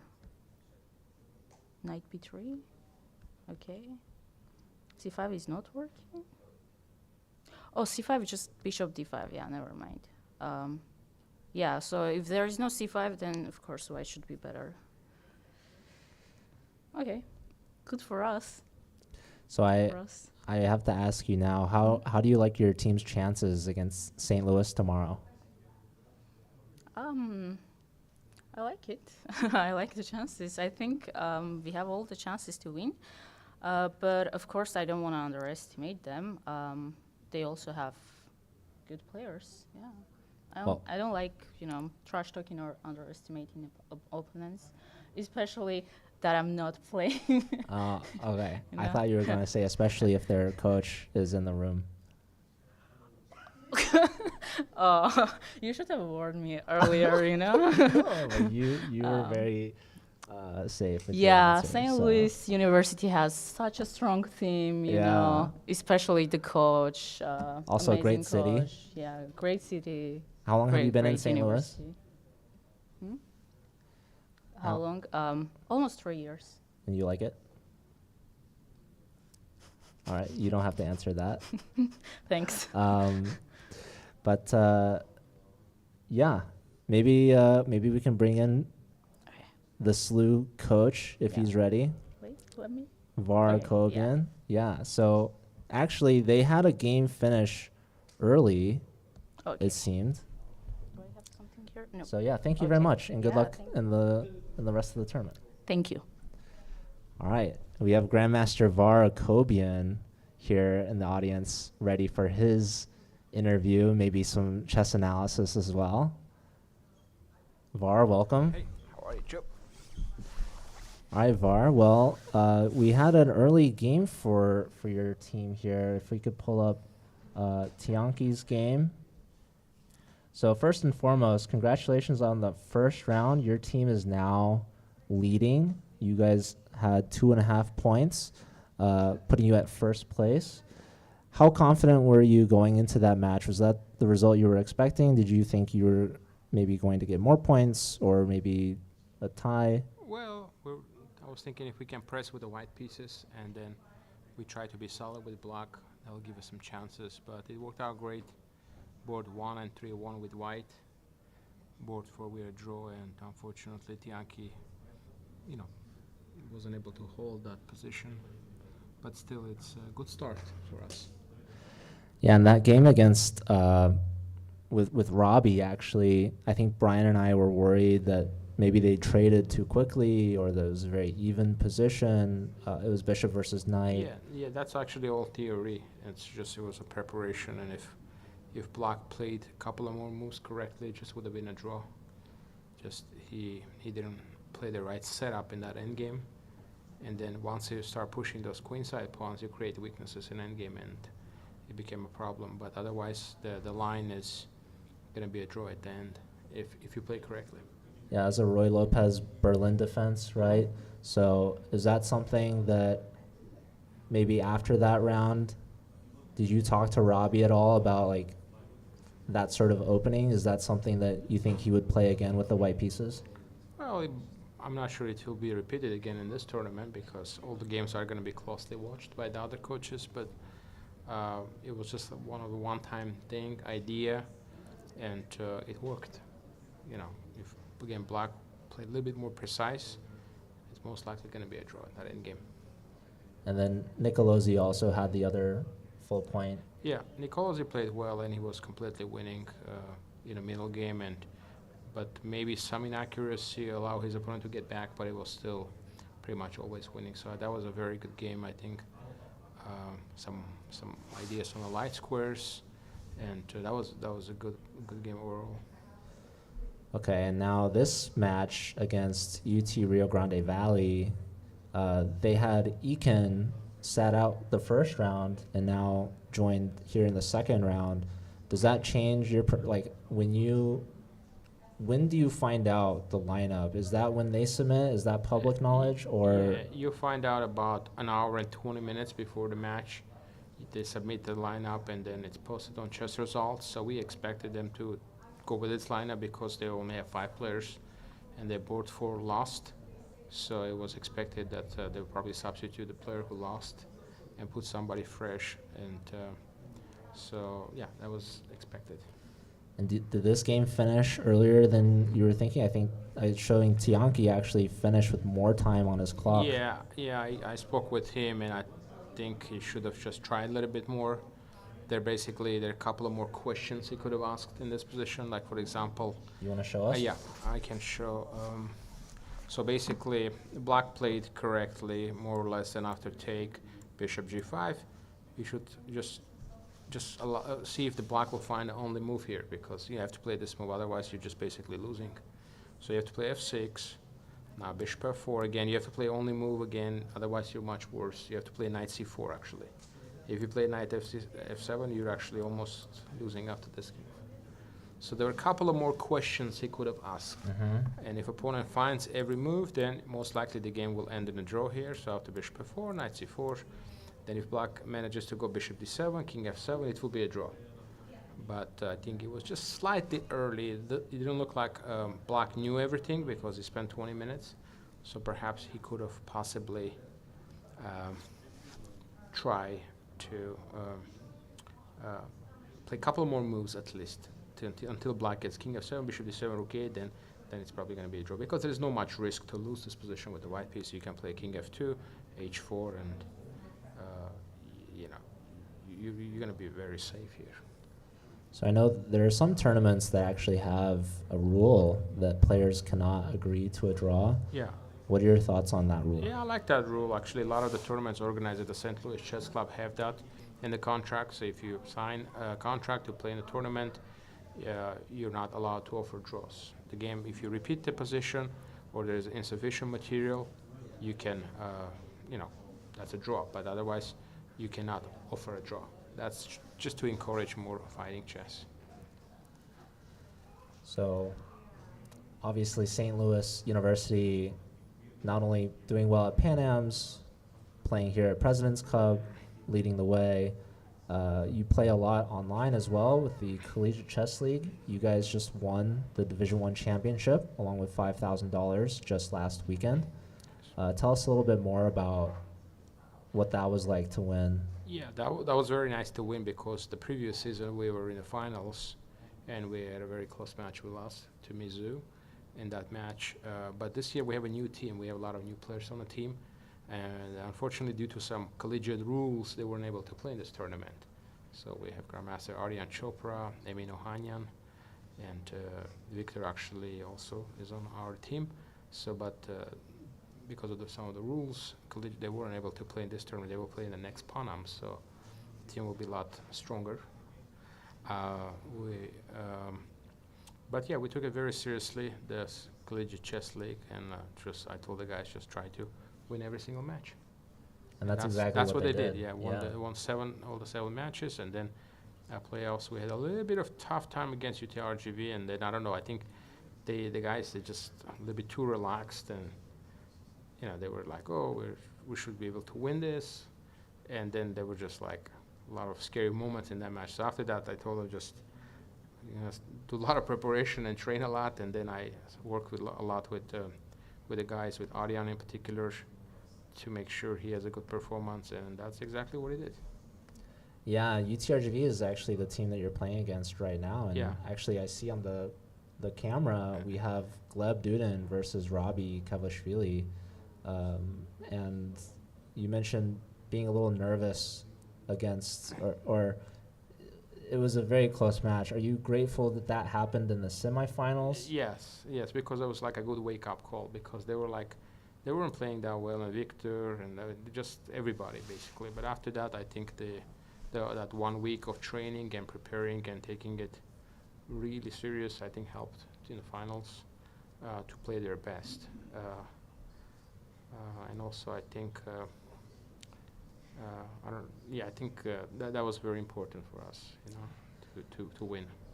Yeah, and I was talking actually to Robbie just 2 days ago. I don't know if you knew this. He was our guest on the College Chess Podcast. Mm-hmm. Yeah. So he mentioned that he had a bit of friendly banter with former teammate Benjamin Bach, who was the captain before him, and that he was worried that Bach would never let it go if he wasn't able to become a champion as a captain after Bach had graduated. So Yeah. it meant even more to Robbie as well, because this is his last year. Yeah, this is his last year. This is his last tournament for SLU, so he's graduating next month. But we had a great player for 6 years, so helped a lot. Won the Final Four actually in 2022. So, hoping for a really strong finish for him before graduating. So obviously you mentioned you have just gotten 3 recent Grandmasters on the team as new players. Mm-hmm. SLU has a history of getting really strong, talented players, and you've had a captain in Bach, a captain in Robbie now, and now that Robbie's graduating, how would you look to replace such strong leadership? Well, we're gonna have only one spot, the spot that he's graduating. We have limited spots, so it's a really selective process. We don't just take anybody, even like Grandmasters. We have to make sure it's a right fit, and being good in online chess is one of the criteria. So you have to be good in online chess. You have to be good because we want to make sure we continue to do well in the collegiate chess league, because that actually helps our team to stay sharp, playing every week. So it's 2 seasons for the year. So we have several, I think, candidates for that one spot.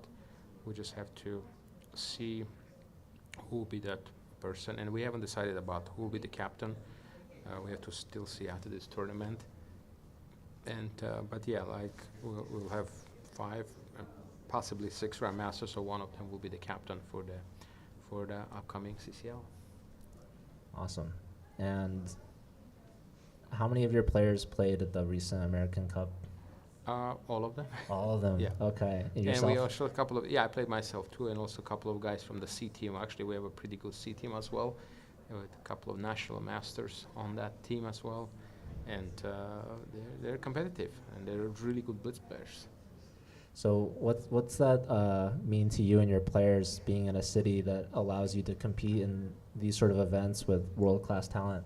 No, I think it's a really good opportunity. I think that's what actually makes it a little bit different, us from different programs, that we constantly have opportunities with a lot of the Grandmasters to play, even on the weekends. Play on Friday at the chess club, on Saturday there are tournaments, they can earn money, they can stay in shape. We have the American Cup. If you're a local player from St. Louis, you'll be invited to play, if you're a title player. So there are just lots of opportunities, and not to mention a lot of the tournaments. Like there is going to be a tournament later this month called the Classic at the chess club. So a lot of our students going to play. It's a round-robin tournament, A and B groups. So it'll be organized by St. Louis Chess Club. So lots of opportunities to play, and just try to improve your game. So how long have you been in St. Louis? I've been there for about 8 years now. So you must like it? Yeah, I like it. Definitely the chess scene, and the fact that it's not a very big city. I like it a lot. Whenever I go to a big city, I feel like it's a little bit overwhelming, like compared to St. Louis, because in St. Louis, I can get anywhere in about 20 minutes or so. So I asked Robbie about his World Rapid and Blitz performance. Did you play in that? Yeah. And how did you do? I did decent in the rapid portion. Actually, I was basically +2 if I win my last game, basically I win a prize. Oh wow. But it was very tough. It was just, I didn't win the last game. But if I win, I would win a prize. Blitz didn't go so well. I don't know why. I was just totally off that one day. It was a one-day event. They changed the regulations. It was just one day. And so I hope to do better. But we also do a lot of blitz tournaments in St. Louis University. We organize, we invite a lot of top players. Fabiano Caruana played a lot of tournaments with our club. Benjamin Bach, a lot of local top players. Linier Dominguez comes, so we have a lot of top players visit us and play some of the FIDE Blitz tournaments. So if your school qualifies for President's Cup next year, is St. Louis going to host it? Yeah, I think we have interest to host it. We actually bid to host it this year. We weren't choosing, but I think eventually, hopefully, we keep playing well, qualifying. Then we'll try to host it in St. Louis University. Well, first you have to finish this President's Cup. So, did you Yes. want to maybe look at the other Sure. 3 games? Yeah. Basically, we can start with this one. Here, this is not up to date, right? Yeah. So here, actually, I think Robbie is just better because he's up a pawn. He has a lot more time, Oh yeah. and usually, like, you need to have something to have a compensation. And somehow I think Gleb misplayed this, and I'm hoping Robbie will win this game because that will be a big boost. So he's up a pawn. I don't know what exactly it's showing, about 0.8. It's basically a 1 pawn advantage here for white. So, but a big time difference. So I don't see the compensation here. Yeah, we can see Gleb. Yeah. He's I got, think he realizes it's just no compensation here. and Robbie's just walked away from the Walked away, board, very confident. Do you think that the Collegiate Chess League match maybe is bleeding into this a little bit? Do Well, you think they Gleb had they maybe had a lost big some match. confidence? Yeah, Robbie won that game, and it was important in the playoffs. He got to the playoffs in that match. It's just like, and we won the playoffs 3-1, but it was very close. Yeah, and that was an interesting game. Gleb was attacking, and Robbie defended, and eventually won the game. But yeah, he's our most experienced player, so we're definitely counting on him to do well in this event. I think there was also a match in the regular season. Robbie had a game that was like 50 move rule got counted. You remember Yeah, that? yeah. It was 1 move away from mate. Yes. So here we're doing really well here as well. Here it was some good prep here, and basically got the advantage a little bit more. It's going to be hard to win this position, but it's one of those positions you want to have in team tournaments where you're basically playing for 2 results here. So white cannot lose this position unless he blunders something really big and has some trumps here. I would have liked him to play the bishop on e4. So I think this bishop he can play on e4. This bishop needs to go on e4 in this position. So he can maybe even just play it here. So it's just clearly better for this position for white, and a little bit more time on the clock as well here. On the other board, I think there is one mistake, I think, from Nicolosi here, and I need to talk to him maybe after the game. So here, he equalized the game, and basically all he needed to do here, just play b5, a5, and you cannot take the pawn because rook g8, you pick up the g2 pawn. So he played this, which is okay. But here he played like literally a careless move, a5, and he, I think, underestimated the opponent's move because he should have started out with the move b5 here, and then play a5, or even not play a5, just play b5 here. But he started well with this move and allowing this. So now the structure is fixed, and now you have to play b6. Now bishop f6 is a threat, so you have to drop the knight back. And here, white is a little bit better, but I think he should be able to hold. But again, white is having all the fun here. So I think if he can swap the rooks, I think it's fine. I think white should try to keep one pair of the rooks. And basically what you want to do here, you want to play like h4, g4 and create like a second weakness. But it's not going to be easy to do. And of course, if you go to a rook endgame, that will solve all the problems. So you do have to be careful to go to a king and pawn endgame because the pawn structure is fixed.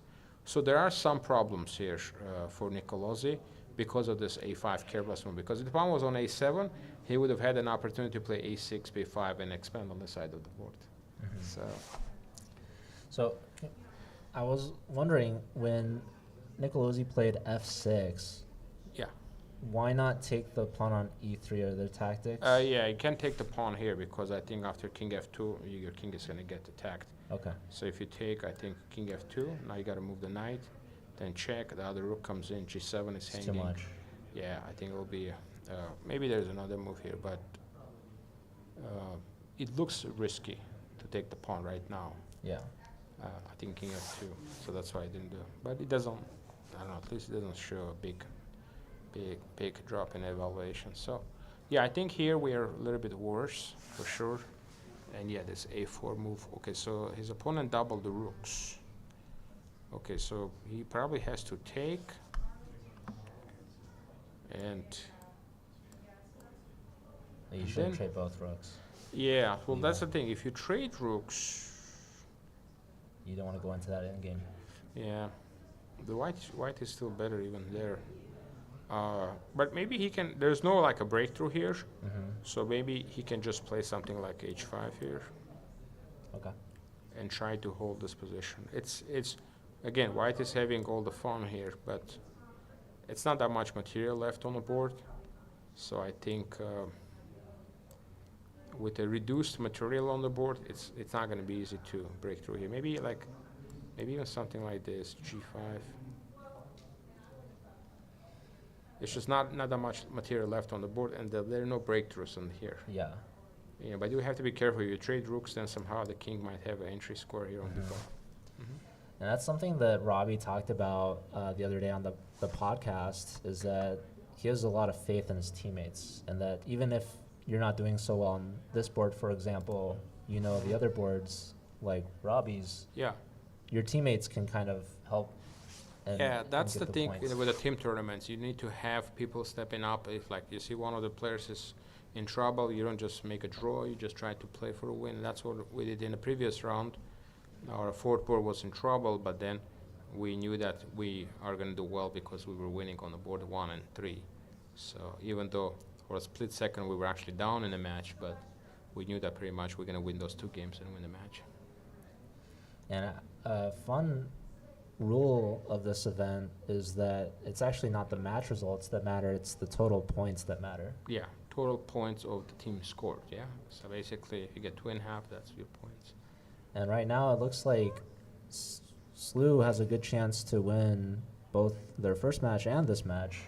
Yeah, which yeah, like leaves- 2F. Yeah, that's what I told the guys. 2.5 is perfect. Just try to get 2.5, and then last match we'll play obviously a strong team from Webster. We just have to, play good chess and just see where we are, what do we need, in that match. But yeah, if we can win 2.5 here, that would be perfect. Okay, and obviously you're keeping a close eye on the Yeah. other match as well. I Yeah. think Webster. Oh, Oops, not sorry. go back. Oh, sorry. That's all good. We want to switch Oh, yeah. event, Event, yeah. and then games here. Oh yes, in this, so yeah, this is actually a French defense. I played this position for a very long time. 94 question mark. Wow. Okay.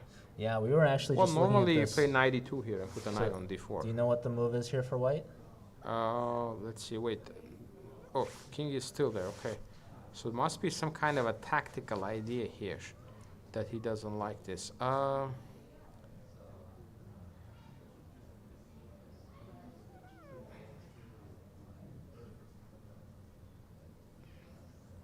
It's not knight g5, right? No, knight g5, there's d4. So, there must be some idea here. Let's see. Bishop c5, there's a bishop c5 check. So we don't have time to play bishop h7 to do the Greek gift sacrifice. What if we start with that, Start with the king h1. with the Greek gift? And if it takes...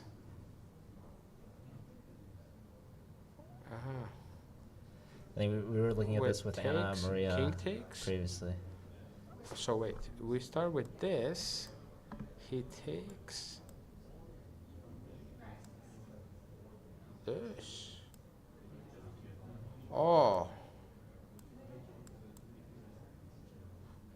Wow, and then wow, this is hard. This is hard. This is not easy to play. So yeah, that's Makove missed it. Makove missed it, and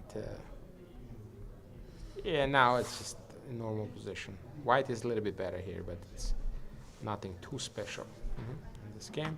So here I think Lazaro is better here, because Black needs to play c5 here. If he doesn't play c5, he can never equalize. So I think it's going to be hard to play c5 now, and he can control this, and I think White is better here. And then we have, so this is probably equal, and then we have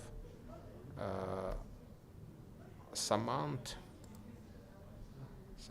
playing very aggressively with this pawn advances. So this is a sharp game. Anything can happen here. Anything can happen. So very sharp game. 3 results about equal here. Black was very aggressive. And then we have this game. This is it's like a lot of maneuvering here going on here. Normally, like in this position, you play e4 and try to open up the position, but that did not happen. And we see some positional play. Yeah, I think Black is fine here. I don't think White has much here. So I would say very close match. Very close match. Maybe slightly better for Webster because he's pressing there. Bruzon is pressing in that position. Yeah. So Slew's looking really good.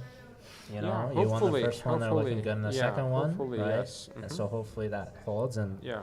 maybe we can take a close look at the player camera actually, because I know we've got Gleb Duden really concentrating. I wanna see if we can watch the finish of this game. If we, Oh yeah.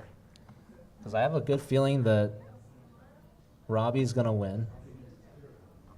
And Robbie's really banging the calf to use the board one. Yeah. Go down. Yeah. More down. Yeah. He's got the biggest advantage, I think, out of all of the games.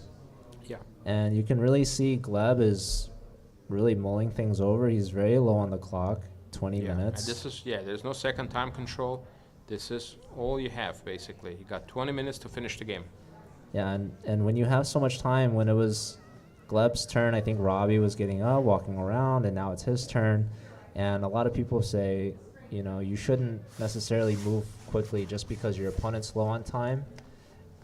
Is this kind of one of those times where Robbie has as much time as he wants to think, and he could really just put as much pressure on Gleb? Gleb never Looks really like knows. Gleb made a move, yeah? Okay, Gleb made here. Okay, so rook fc1 was inaccuracy, and We should Robbie pull up the responded with board again. inaccuracy. Interesting, okay. There was a better move here, apparently. I don't know, maybe it was f5? Can we pull up the board so we can see? Yeah.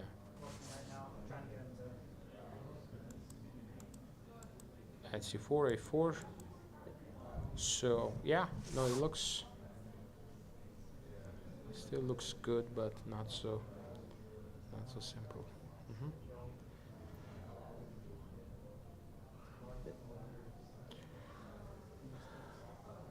Okay. You can just hit transition. It should switch. There we go. So, yeah, we have the move a4 showing a miss Yeah. from Gleb. I don't know, perhaps it was like a bishop before was needed, something like that. But after a4 now, 1.5 advantage for Robbie here. So there must be something. I feel like it's f5. I feel like it's this move needs to be played. f5, Attacking the knight. attacking the knight, and then,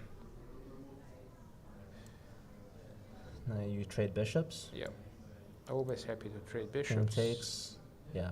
I can even working play the like light knight squares. b6 here, attacking this. I can even just play c6, just protect my pawn. and then follow it up with knight b6. I can go even knight f6. Not only black is up a pawn, he also got that nice knight on c4, like a nice anchor there. So it's just, you know, very nice position to play. Extra pawn and a lot of time. So Yeah, and Robbie won his first game. He's got a great position with the black pieces in this game. So, and Nicolosi also someone that he won with white. yeah, Now he's got the black pieces now. So I know Webster during the drawing of colors yesterday got black in the third round. So that means you'll have we'll white. have white on 1 and 3 against them. Yeah. So how big was that for your team, or maybe the color isn't so important? I don't know. It's not that important, the color. I think it just depends how the players are playing. I wouldn't say it's a big advantage to have 1 and 3. It's just you're still gonna have two guys who are gonna be blocked. They have to play from the defense, so your two guys gonna have white. So I think it's fine. So that means Robbie will have white, Nicolosi will have white.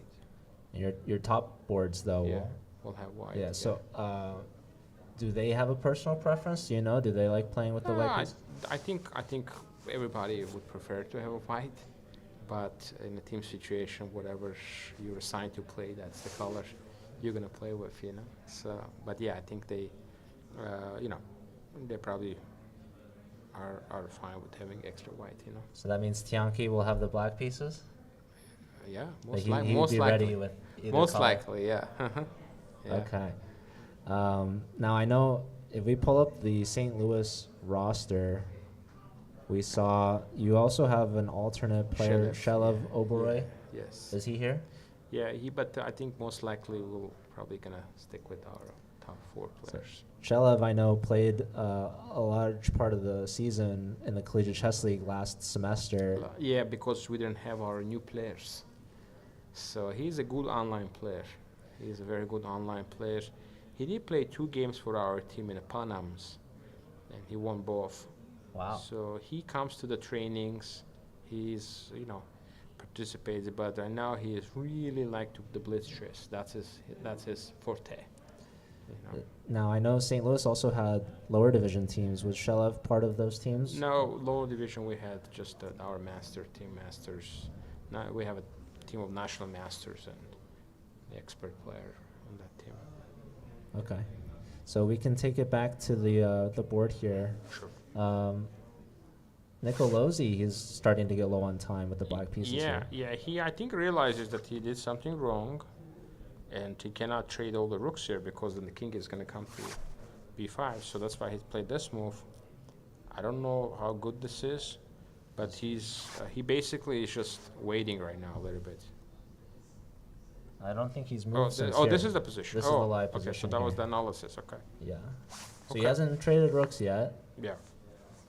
Uh, No, he needs to you trade think- one pair of rooks. could he go rook to d6? You can, but you don't want to trade all the rooks anyway here, because then the king is gonna come to b5. So Okay. I think just trade one pair of rooks and play this move because you want to try to expand a little bit on this side of the board. So the white doesn't have any weaknesses, so you really want to try to create some weaknesses maybe. But there's no entry points here. The knight is doing a good job here, so you can't really enter anywhere. So it's a waiting game. Yeah, so if let's say you play here, maybe you can even just play g6. Stop f5. If you play g4, then I can take, then I can suddenly get my rook active. Like this would be I think the approach that he needs to do here to hold. But he's definitely defending, so he's not having that much fun here. Just because of that a5 move. Yeah, it's really instructive. You have to play b5 first, preventing a4. Avoid getting fixed. Yeah. Very important. So really, it's like white's 2 pawns on the queen side are holding back black's 3 pawns. And yeah, does this make you nervous, or do you think Nicolosi could hold a draw here? I think if he plays accurately, the position is still holdable, but he did created some unnecessary problems. Yeah. So we'll see. And then can we take a look at Batsurin's game? Sure. against Sean. Sean's a very strong player. We were mentioning Yeah, I don't know about World this move champion. bishop e2. I mean, this seems a little bit passive. I think I would like bishop b4 you here. wanted on e4 Yeah, so on I the don't know about this diagonal. move now. I guess I think it's a little bit better for him, but I think I still prefer the bishop to be on e4. I'm not sure why is the bishop not there. So a little bit of an advantage, of course. One of the ideas to play knight d2, knight d4 at some point to try to get into f6, try to take advantage of the square, but it's not going to be easy to do. And we see the time advantage a little bit disappearing here. Still a little bit better for white, but not that much. Now, when Robbie graduates, is Baturin going to be the most senior player? Yeah, he will be the most senior player on the team, on the current team. So he's one of the candidates to be, but we also have some very strong players, over 2,600 players on the team. So they're also candidates to lead the team. So just because they're very strong and experienced players. So we'll have to see, but we'll definitely have a strong team for the next season of CCL and also in this next Pan American Championship. You know. So I think Pan Am's was most recently held at Charlotte. Yes. I wanted to ask, has there ever been a conversation or a thought of maybe hosting Pan Am's in St. Louis? No, not in St. Louis. I think maybe Chicago they're trying to do, or maybe they're going to do it there, but not in St. Louis. You need somebody who will. It's not easy to organize tournament for that with that many players. So I've organized tournaments, smaller scale tournaments, but like a GM and IMNO tournament, like 20 players. But something like that, it's just you need a lot of help, a lot of volunteers. So Charlotte did a great job, but they're professionals. They organize a lot of tournaments there, and the tournament was very well organized. So we're always happy to go there and play tournaments. I had a St. Louis question for you. Robbie had mentioned you guys celebrate with pizza pretty regularly. Do you guys ever get Emo's pizza? Not the emos, but we've tried all the ones, different ones. Pizza Hut, Domino's they like even Whole Foods has a Pizza Hut. Okay. Tried the Costco, so we tried all of them. Well, so have you personally had Emo's? I had emos, yeah. And your I liked thoughts? emos. It was good. Okay, It's okay. good, yeah, I like emos, yeah. That's the St. Louis. There is staple. one near my house, so I've definitely ordered from them before. The Emo's is one of my. I don't know if you know that I'm a St. Louis native. Oh, you are? Yeah, because my dad actually went to SLU. Oh, okay. So I was born and raised in St. Louis, and I'm a big fan of Emo's for Good. sure. Good. But okay, All right, I think I'm gonna go check out Yeah. the games. I think we're Sure. gonna bring back Brian. Brian, okay, perfect. Yeah, Okay.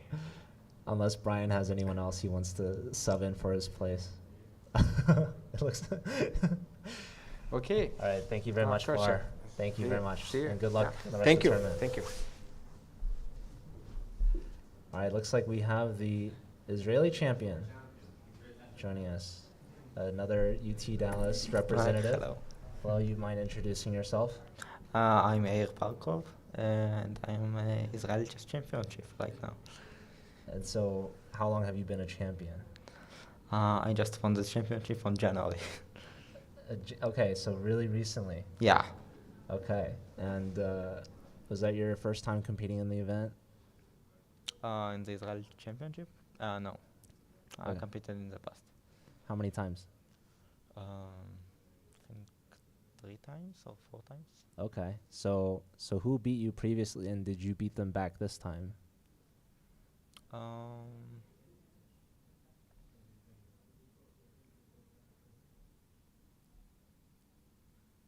I didn't face the same opponents. Okay. I think. So who was the champion before you? Before me, it was Ido Goldstein. Okay, and he didn't play? He played, but I didn't face him. Oh, okay, okay. So what's the championship format?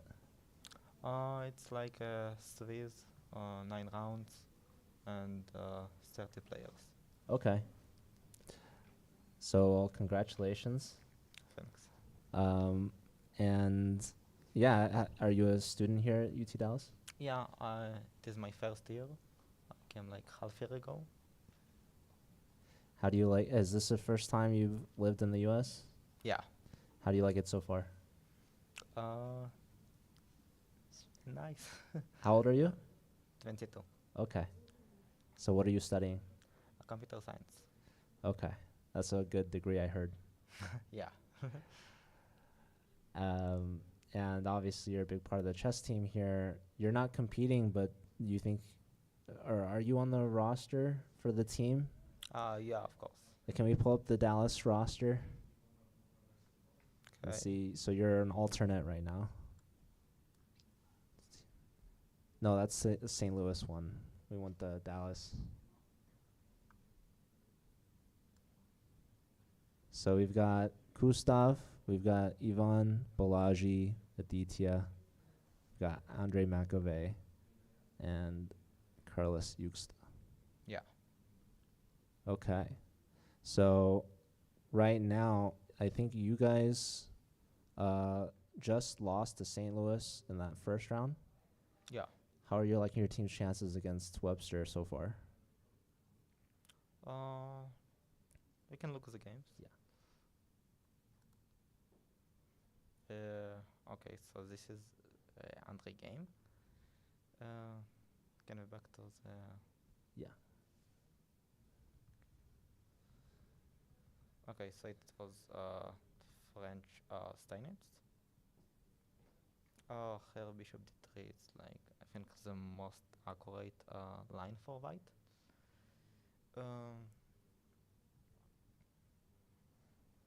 Here after knight took c5. Yeah, we've looked at this position a lot. You see the eval bar doesn't like it for black. That's a big question mark. Yeah, it was like a question like if white can take on h7 or Mhm. not. So let's check it. So Knight the g5. Greek gift sacrifice, Yeah. opening up the king. Black must to take the knight. Taking. Now important point that the knight on c5 is hanging. The knight must move over to d7 or knight e4. What do you think? Oh, maybe you try to be more active. A4. Go to the center. Okay. Oh, it hates that. Same But giant either hates it. way, the queen's coming out with check, right? Yeah, either way, check and rook is coming. Exactly. So if the knight has to go backwards, For example, if knight e4, I think it's just we can take queen h5, king and g8, rook left. and Yes. rook 4, just finishing the game with rook h4, because after every f5, g6 is just finishing. So So if the knight goes backwards, knight go backwards, we can check g8. Now we can play rook f4, rook f3. Let's say rook f3. Knight takes. Rook h3. Think f6 or f5 is a move. So now if we play g6, they can sack. Okay, so they okay. sack the piece back, Stack the piece back, and there's some sort of survival chances. yeah, maybe some survival chances for black, but I think That's still very good. yeah, because for example queen f6 facing with queen h7, king f7, and rook h6. Oh wow. So I think it's kind of dangerous for black. Yeah. Well, this was unfortunately missed from Andre. Yeah. So he didn't go for the Greek gift sacrifice, instead missed, and then it ended up being a more even position. Yeah, he played knight d4, which is also a very typical move in these positions. Bishop e7 typical.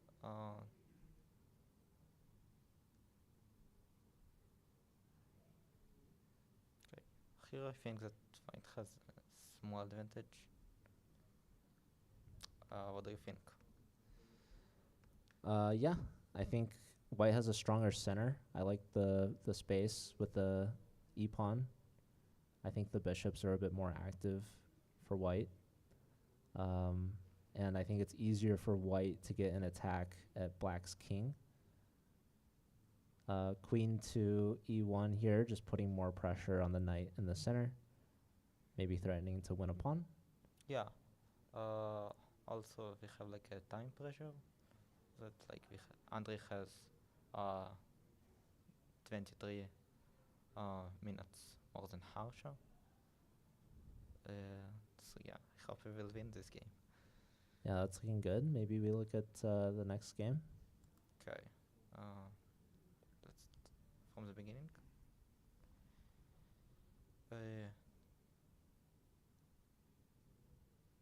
Okay, so this is one of the lines. I think that bishop f5 wasn't that accuracy. Because the bishop on f5 reminds us the Krokan. But actually we can also play e6 with idea of a5 and exchange the bishop on a6. Yeah. The bishop on f5 sometimes can get vulnerable by knight e2, knight g3, and Mhm. h4. He played knight f3, e6, bishop g5. And here I think that white got some advantage because the knight on a2 is planning to go to b3, and black actually can't play c5 because of bishop takes d5 sometimes. Yeah. So the knight can take advantage. C5 is a vulnerable square in black's position. Yeah. A5 is also an important move that black will not play a5 himself. So here is just normal moves. And I think that white has a lot of pressure on c-line. So the position's looking good for white, but Balaji does have a time advantage here, about 20 minutes. Do you think that's a really important thing to consider, or do you think Lazaro is pretty good under time pressure, and you would rather have the positional advantage than the time advantage, right? Yeah. I think that it's very good to consider because Balaji is playing very fast, and he might escape with some bishop e4 tricks. And I don't think that with time pressure the position is the same as with a lot of time remaining. Did you want to look at the next game? Yeah.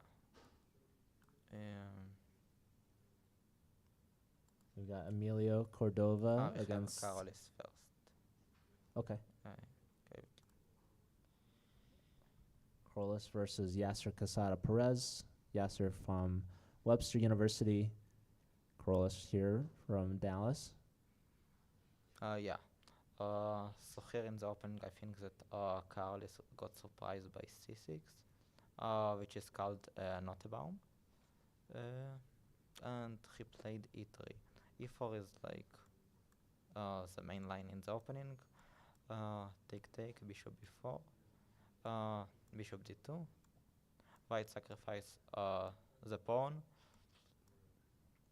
to take a bishop, and with the weaknesses of the dark squares, c6 and e6 gets to white a lot of compensation.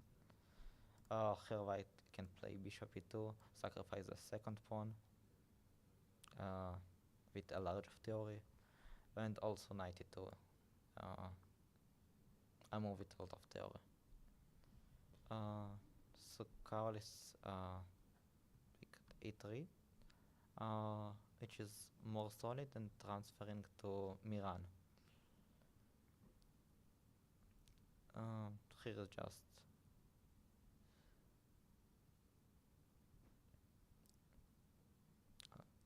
here queen d3. I think that queen c2 is much more natural to play. Mm-hmm. Because after queen d3, the queen can face the rook in the line sometimes.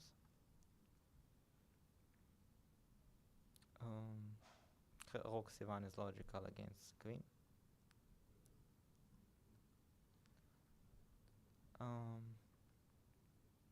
Here I think that the best move for white was to play queen b1 with some ideas of e4 in the future. I think that taking on d5. Why can't you play e4 immediately? I think you can take, and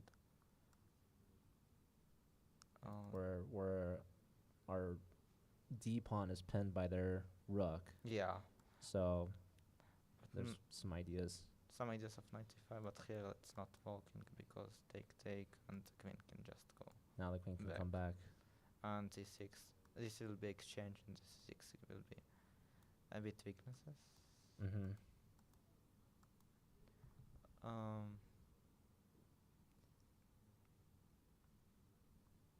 Black can take and c5, Okay. and simplifying the position. If we push d5. d5, Knight Yeah, f6 okay. is facing. nice.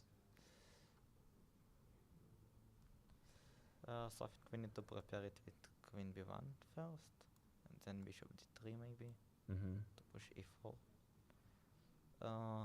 After taking, we getting some unique pawn structures, and here I think that black can start to play on the king side with some ideas of h5. Okay. What do you think? Yeah, that's an aggressive move for sure. Would you just play h4 without any support? Oh, I think we can play h4, then to play knight g5. Mm-hmm. So just Okay. trying to open things up. Also, I want to point out Yasser Perez with 49 minutes compared to Corollas at 14:50 is quite the time gap. Is that concerning at all for your teammate? Yeah, it's a bit concerning. But do you know if Corollas likes to play under time pressure? Is he a fast player? I think he is a fast player and can handle it as a time pressure. Do you prefer playing fast early so that you have a time advantage, or do you like to take your time and maybe be in a little bit more time pressure later on? I prefer to avoid time pressure as much as possible and to play faster at the beginning. Okay. So probably that's what Yasser Casada Perez did. Yeah, Especially, with Corollas with the white pieces, you would hope you would be maybe more comfortable with the opening, but maybe it seems black knew what they were doing yeah, and so are comfortable here. yeah. Here after knight g5, Carlos played knight f1 and missed queen c8 idea. The idea of black is to play knight h3. White can't play h4 because knight h3 is Mhm. coming and f2 is hanging. Yeah, f2 is a very weak square there. If you move the king to h1, you're getting your king and queen forked. So, yeah, queen to c8, very strong idea. Just eyeing the h3 square, working with the knight, and you kind of have to give up the bishop in that line. Yeah, and giving the bishop on g2 is very disappointing to white because of all of the white squares became vulnerable for the king. So Carlos played f3, and after knight h3 he must to give up his bishop because of knight f2 is coming. Uh, Here I think that black has an big advantage. Uh, Yeah, a lot of pawn pushes in front of the white king. You could compare the two kings. Black hasn't moved a single pawn in front of their king, so it's a very nice defensive structure. The king is sitting very safely, whereas white's king, all the pawns have been pushed. And so when you push a pawn, it creates a permanent weakness because the pawns can't go backwards. And so black really has a lot of fun in these positions, being able to pick apart the position, and black also has the bishop pair. We saw, as you pointed out, light square weaknesses are a concern when white gives up the fianchettoed bishop, and maybe at some point black can consider trying to open up their light square bishop by pushing c5. yeah, I'm totally agree. And also, e3 pawn is became a weaknesses because f2 moved to f3 and pawns are not going back. So now black ideas can be related with doubling the rooks on uh, e file and pushing c5 to open the bishop. Yeah, we have one last game we can look Yeah. at. Yeah, Emilio Cordova versus Sama Aditya. Okay. So we got a reverse Najdorf here. After e3, Aditya played a6, which is kind of a very clever move because after b4 he can play g5, what he did. And also after bishop e2, he made a plan to play g5 with some aggressive game. So in the game it was b4, g5, bishop b2, bishop g7, bishop e2, g4, and h5, which is kind of reminding Najdorf with h3, but white didn't space the pawn on h3 and then h4. Black did it in one move, h5. So black must be okay in this position. Emilio Cordova played knight to 3. Here black decided to take, and queen d5. Maybe it was more clever to play bishop e6 or f5 first to complete the develop of pieces before we are moving with the queen. But queen d5 is also fine. Castling. b6. Here's Aditya played interesting move, b6. He could also played bishop e6 or f5, which is typical for this position. He played b6 with idea to play bishop b7 and to take the diagonal of a8 to h1. Yeah, he's going for checkmate. Yeah. He wants to take on g2, line up the bishop and the queen, which makes a lot of sense for sure. And last I looked, I think we were thinking black probably wants to castle queen side as well after pushing so many king side pawns. So the fianchetto makes some sense, and the knight can move with any discovery. So would you be nervous with white, or do you think that diagonal can be blocked pretty easily? I think the diagonal can be blocked because of the lack of the develop of black. Black needs 2 more moves to complete his develop, and white already completed. I think that f3 can be an interesting move here to block the diagonal and ask black what he's doing with g4 pawn. Black can't play f5 because of e4 is coming, and white just crushing the whole pawn structure. And bishop h6 uh, is very logical move to aim on a3.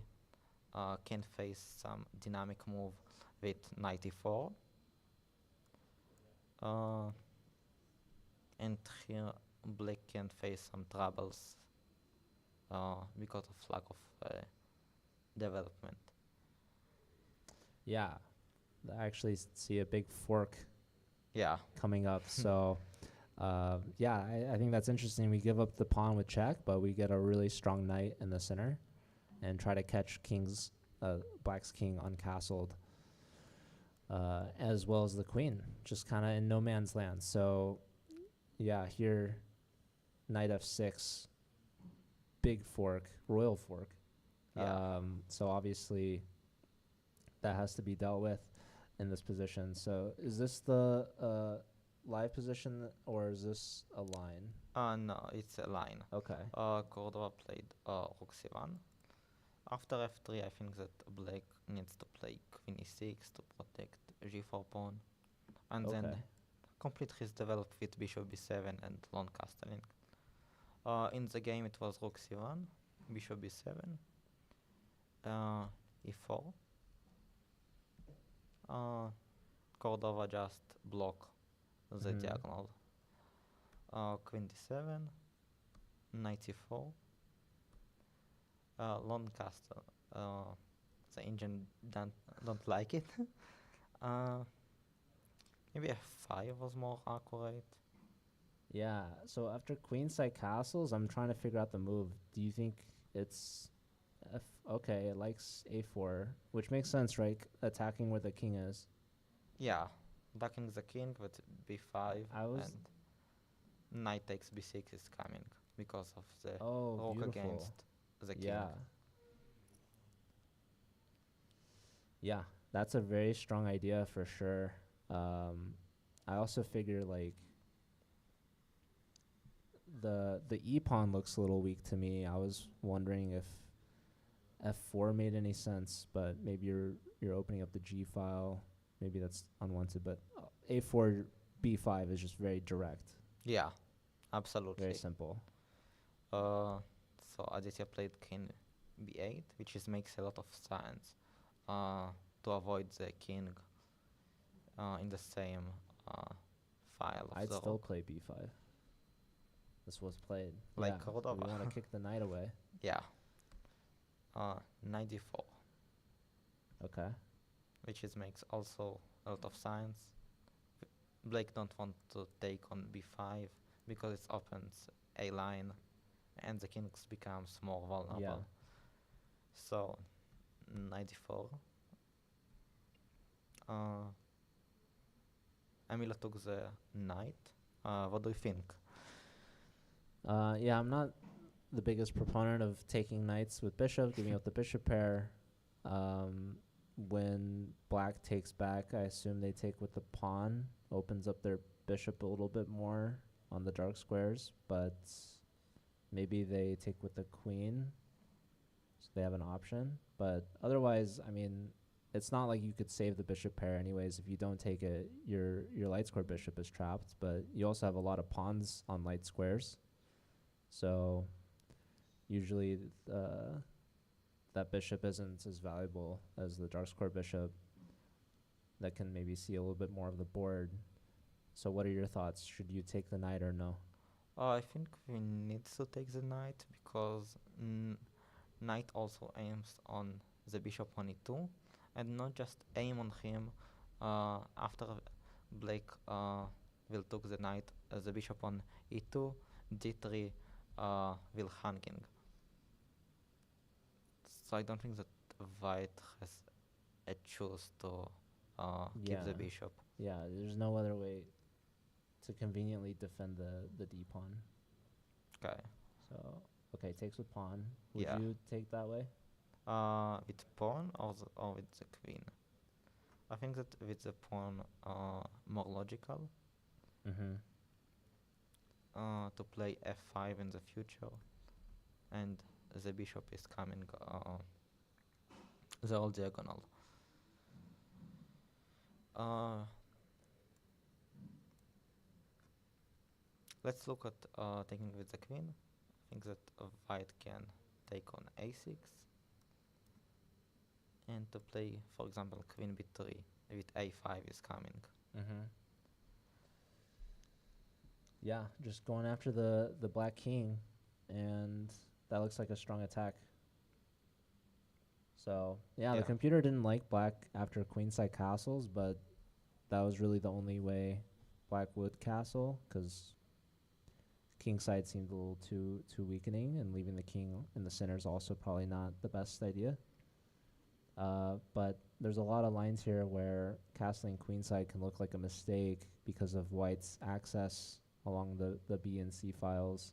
Also thanks to pushing the A pawn as well. So black doesn't go for this. Oh, that would be another big royal fork idea as well. Yeah. Another idea is knight a5 to go to knight a6. So maybe the black must to move the king. Or they gotta move one their more- bishop back. Or the bishop back one more time to protect all of the attack of white. So But pawn takes instead. yeah, We still taking on- capture, still right? capturing. You can still bring the queen in. It's the queen same b3. idea, but the computer doesn't like it so much anymore. Yeah. Maybe it's too slow. Maybe we need to try with a5 first. A5 immediately. I also don't like it. Maybe because of b5 is coming. B5, keeping the file closed. Yeah. Knight e2. And now black can shift their focus back. Would you play F5 now? Or I think f5 can be kinda risky because the knight on d2 it's gonna... gonna come to c5. Okay. For example, this. Or you could take the pawn and go knight yeah. E4. Yeah, and take control on c5 square. What about bishop h6? So pinning the knight.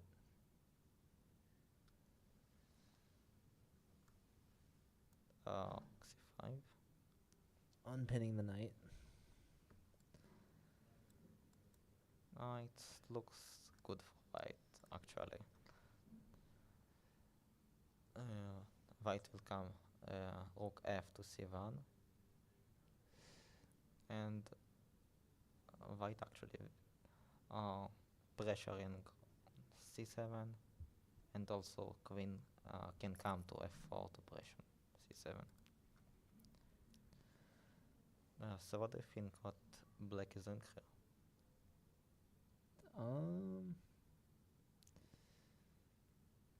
What if it's a completely new idea here?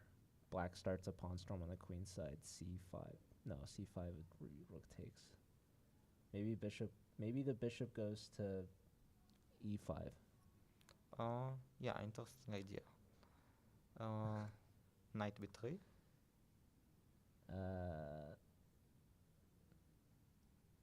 I don't know. Can we push? I wanna.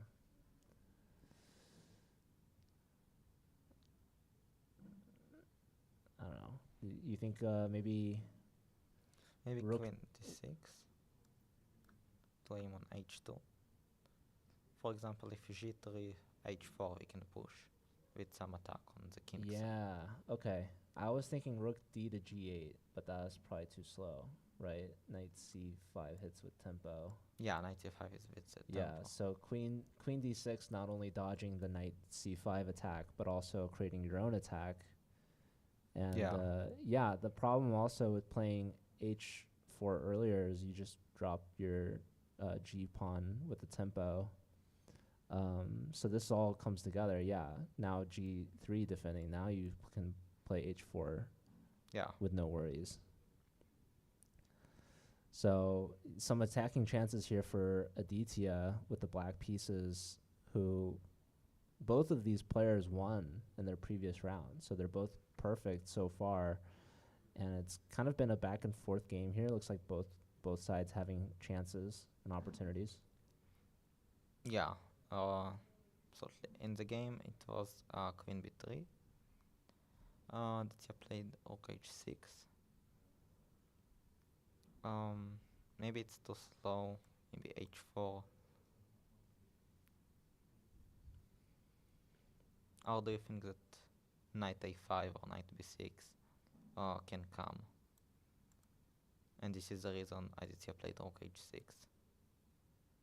Yeah, defensive move, guarding both c6 and b6. So paying some respect to the knight on c4. Emilio continue with rook c2. Probably he wants to double his rooks on c file. And Aditya respond with f5.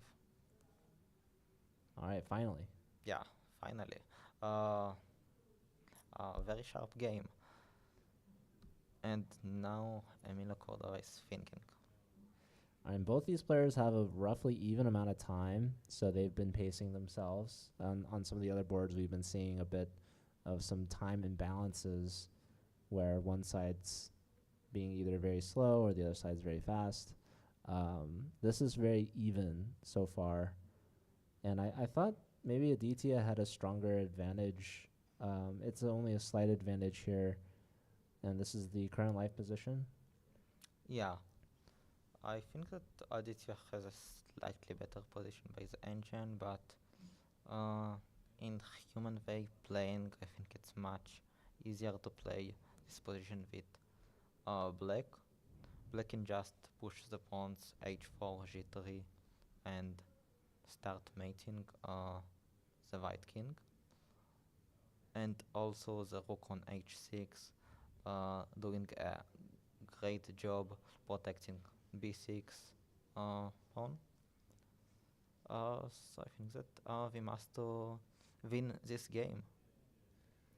Yeah, definitely love opposite side castles attacking games are my favorite to watch because it's just an all-out attack on both sides of the board, and it's always about who can land their punches first. So it's interesting to note the rook on h6 is a really good defender. It's also contributing in the attack on the king side. But when it was played, I think the computer said it was a miss because maybe there was something faster. But in the long run, both players, if you don't play like a perfect engine, then sometimes these moves that might be considered misses are actually beneficial and very solid moves in the long run. Yeah, also we need to consider that both of the players has only 20 minutes left. What do you think will be better in the time pressuring? Well, I know talking to my other co-commentator, I heard that players from Peru are very good. Depending, some of them, but Emilio played very well in the first round. I know Simon also won. So I don't know. I'd love to ask Brian because not only is he from Peru, but he's also a fan of UT Dallas. So who would he root for, the UT Dallas player or the Peru player? What do you think? Would you cheer for someone from UT Dallas over someone from Israel? Maybe. I think that Aditya will win this game because I watch a lot of his games and he know to handle the time pressuring, and also the position is much more nicer to play with the black pieces, in my opinion. We have two bishops and much easier to attack. Yeah, that makes a lot of sense. I like that pawn storm that black has, but I think this is a game that we'll have to keep an eye on because we could see some fireworks. White's right there as well with a move like a5, but you pointed out b5 is a good response. And the rook is defending against sacrifices. White wants to bring the rook to the b file, perhaps, but yeah, a5, b5. Quite the response from black. A very annoying defense that Emilio has to see if he can figure that out, if he can break through some other way. Did you want to look at maybe Bolagi's game? It looks like he's having a rough position against Lazaro. Yeah, let's look. Okay. Lazaro tried to exchange the bishops on d3, and Balaji actually saying that if you want exchange it on f5 with the move of queen d8. I think that the Balaji idea is if Lazaro will take on f5, the knight on f8 actually will take a nice square on e6 in the center, which is also protecting c5 weaknesses of black. So Lazaro played knight e1, not taking on f5. Balaji continue with knight e7, bishop a6, rook c7, knight e3, bishop e4. Now Balaji got the bishop on the long diagonal finally, which maybe gives him more chances to protect the weaknesses. Lazaro played knight c5, bishop d5, and here Lazaro is thinking. Would you have considered taking on b4 instead with the knight? Or would that be a mistake? I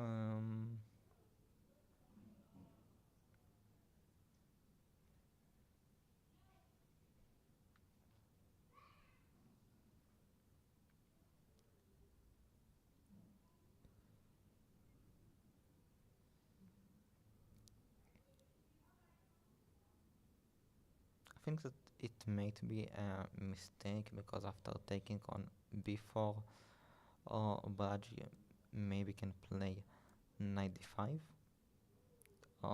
taking on d5, queen takes d5. And then I figured knight c5 at this point. Oh yeah, so after knight takes d5, black can capture with the bishop, knight c5, and knight d7. Now white has a pawn up, but black opened the b line, and black is much more active than before. So maybe Balaji just sacrifice this pawn to see if Lazaro will take it. What do you think? I mean, I'm a pawn grabber, so that's why I immediately wanted to take the pawn because I like material. So I wasn't entirely sure why this wouldn't have been. I also figured, black's light square bishop looks really good on that diagonal. I was hoping maybe we could bring our bishop back and try to trade, and figured this was a good way to open up our bishop. Say grab pawns. For example, if you will play b4 and let the black to exchange the knight, how do you think white can win this position with the very strong bishop on d5? Well, I was hoping we could trade it like bishop to c4 at some point. For example, rook d7.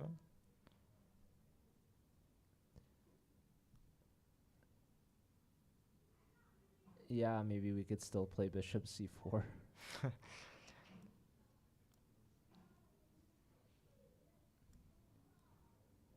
Okay, take Rook takes. text and yeah, maybe white can play like this. Maybe Probably Lazaro. he wouldn't trade. Uh, Maybe not. Yeah, here I was considering maybe we bring our other knight to. he was thinking to about c5. knight takes before. Can I see it? If he was thinking about it. Was this what was played or just announced? No, it was knight c5 was playing. Yeah. Probably he was thinking about taking the pawn. He used your idea again. Bishop c4 to trade the strong bishop. And now Balaji is thinking. Okay, so he does go bishop c4 here. And yeah, these players also pretty even on time. Also wanted to welcome everyone that's watching online. Shout out to Megan and Six Man who's reading for UT Dallas. Six Man, if you're actually at UT Dallas, you can come watch us live in person. We actually have an audience here. And you can even feel free to ask us some questions. We've got some fans here. I think we missed the family earlier that stopped by. But yeah, welcome. Do you guys both play chess? Yeah? Who's the better player? This guy? Oh, he points to himself too. He knows. Yeah, that's awesome. Well, maybe a future collegiate player himself. So, yeah, these are the top 4 U.S. colleges that qualified through Pan Ams. This is the U.S. College Team Championship, hosted once again at UT Dallas, who hosted it in its initial season, I guess you'd call it, in 2001. So 2 schools from Texas, Dallas and Rio Grande Valley, and 2 teams from St. Louis, SLU and Webster University, who is currently playing against UT Dallas. After looking at the games, how do you feel the Dallas team's chances are? I think we have some chances in Aditya game. We also have some chances in Andre game. I think we worse in Balaji game, but with his style and playing fast during time pressure, we can handle this game. So it's still in the air. And we are also worse at Karolis game. Yeah, those are looking a little rough, but maybe Makove and Aditya can hold the team together. Yeah, absolutely. Especially, you guys don't want to lose too much after you lost the first round to St. Louis, so you have to hold your ground a little bit against these St. Louis schools. Yeah. So, and then you'll have a chance tomorrow. We'll be back again at 10 a.m. local time, where you'll play against your in-state rivals at Rio Grande Valley. Yeah. So, have you played in any of the Texas State championships, or have you played against UTRGV? Yeah, actually I played against UTRGV, and also I played against Webster and St. Louis in January during the Panams. How'd you do? Against Webster, I played against Harsha and I drew. Against St. Louis, I was playing against Dambasuren and drew. and I think I lost against Dudin against UTRGV. Yeah, Duden's a very strong player. He is their top board, and we were actually looking at his game against Robbie, and we actually have their board as the main focus on our player camera. But interestingly, it looked like Robbie was doing a lot better earlier. It's still pretty good for black, but the biggest thing that I notice is the time advantage. Robbie has over 3 times Duden's time. But Duden, obviously, a very strong blitz player. 8 minutes, plenty of time for him, especially with a 30-second increment. How do you feel about Duden's chances here? Do you think that he can try to hold a draw here, or do you think Robbie's going to come out the victor? I think that Robbie will come out with the victor because Robbie has a pawn up, and I can't see any compensation for white at this point. But in time pressure, everything can be happen. I think White gets compensation because they get to go first. I think that's where his compensation is. Mm. Yeah. Yeah. So, anyways, of course, Robbie's doing great here with black. Robbie won in the first round with the black pieces, I believe. So, actually, no, he won with white. Yeah, he Yeah, won so with now white he has against black. Ivan. So, who do you think is the favorite to win based off the results we've seen so far?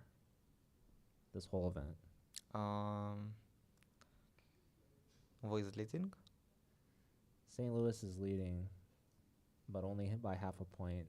Well, I guess technically they already had a draw. So the interesting thing about the President's Cup format is it's not about match points. It's not about winning your matches. It's about your total game points. So after round 1, SLU was ahead by half a point because they had 2.5, and Dallas and Rio Grande Valley and Webster drew at 2 points each. So SLU had a half-point lead going into this round. So it's very close. I think it depends on the results of this round.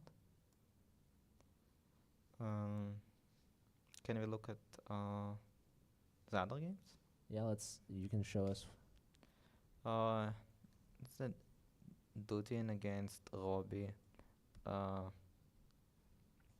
94 b5 is a Tory. I think that Dudin forgot to play b3 first instead of a3. And what is the difference? The difference is that after b3, taking on b3, Dudin can play a takes b3, which opens the a line, and he can come with very typical ideas for the Catalan to play queen c2, knight d3, knight c5. What he actually tried in the game, but with lack of a3, that his rook is not opening and the rook is not pressuring on a6 pawn. So after he played a3, bishop e7, b3, Ruby just completed his development, and I think he got a very comfortable position.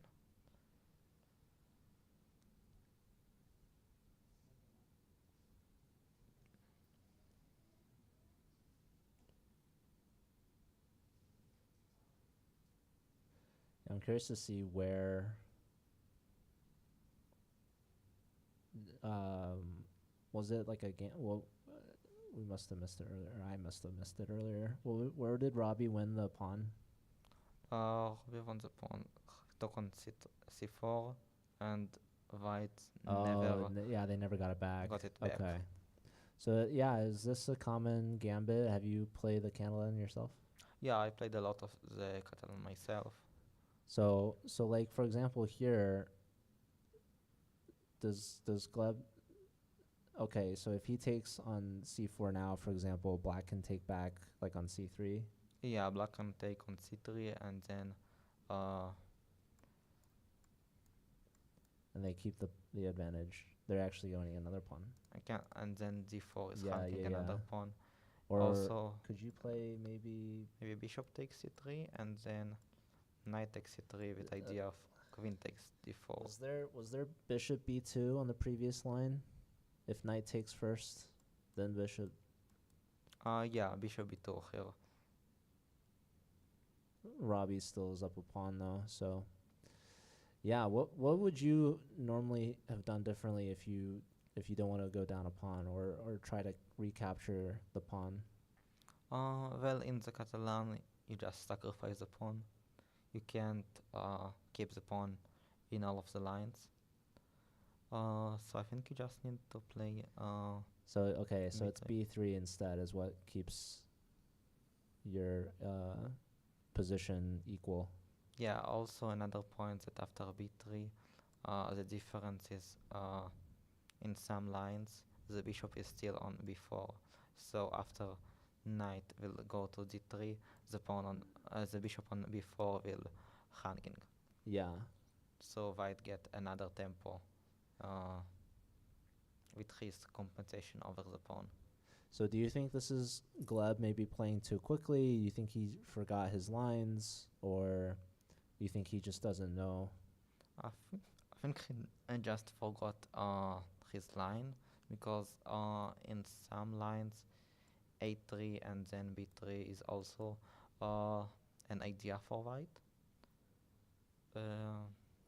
But I'm pretty sure that in this line b3 is much more accurate. All right, we'll have to tell Gleb afterwards. Okay, so this is the current position. Yeah, look at the 23 minutes to 4 minutes. Yeah. Some serious time odds here from Gleb Duden. And I'll have to talk to Gleb's coach tomorrow, Bartek, during his interview. We still have the UT Rio Grande Valley coach as well as the Webster coach that we haven't talked to yet. So do you have a favorite teammate from UT Dallas, and is it Brian? Yeah. Is it because he's the only teammate that's here? Yeah. He's the only one that showed up for you. Mm. Okay, who's your favorite player that's playing right now? We'll delete this video afterwards. They won't see it. Ah? It sounds like your fans know. Yeah. I think that Aditya, a very close friend for me. Okay. Uh, Is it because he got the only point in the previous round? That makes sense. He's carrying the team right now. He's got the best position too. Yeah. Here. And So is he your best friend because he's playing so well? yeah. Okay, it's vice versa. Yeah, it's vice versa. So maybe the team would be doing better if you were more friends with. I'm just kidding.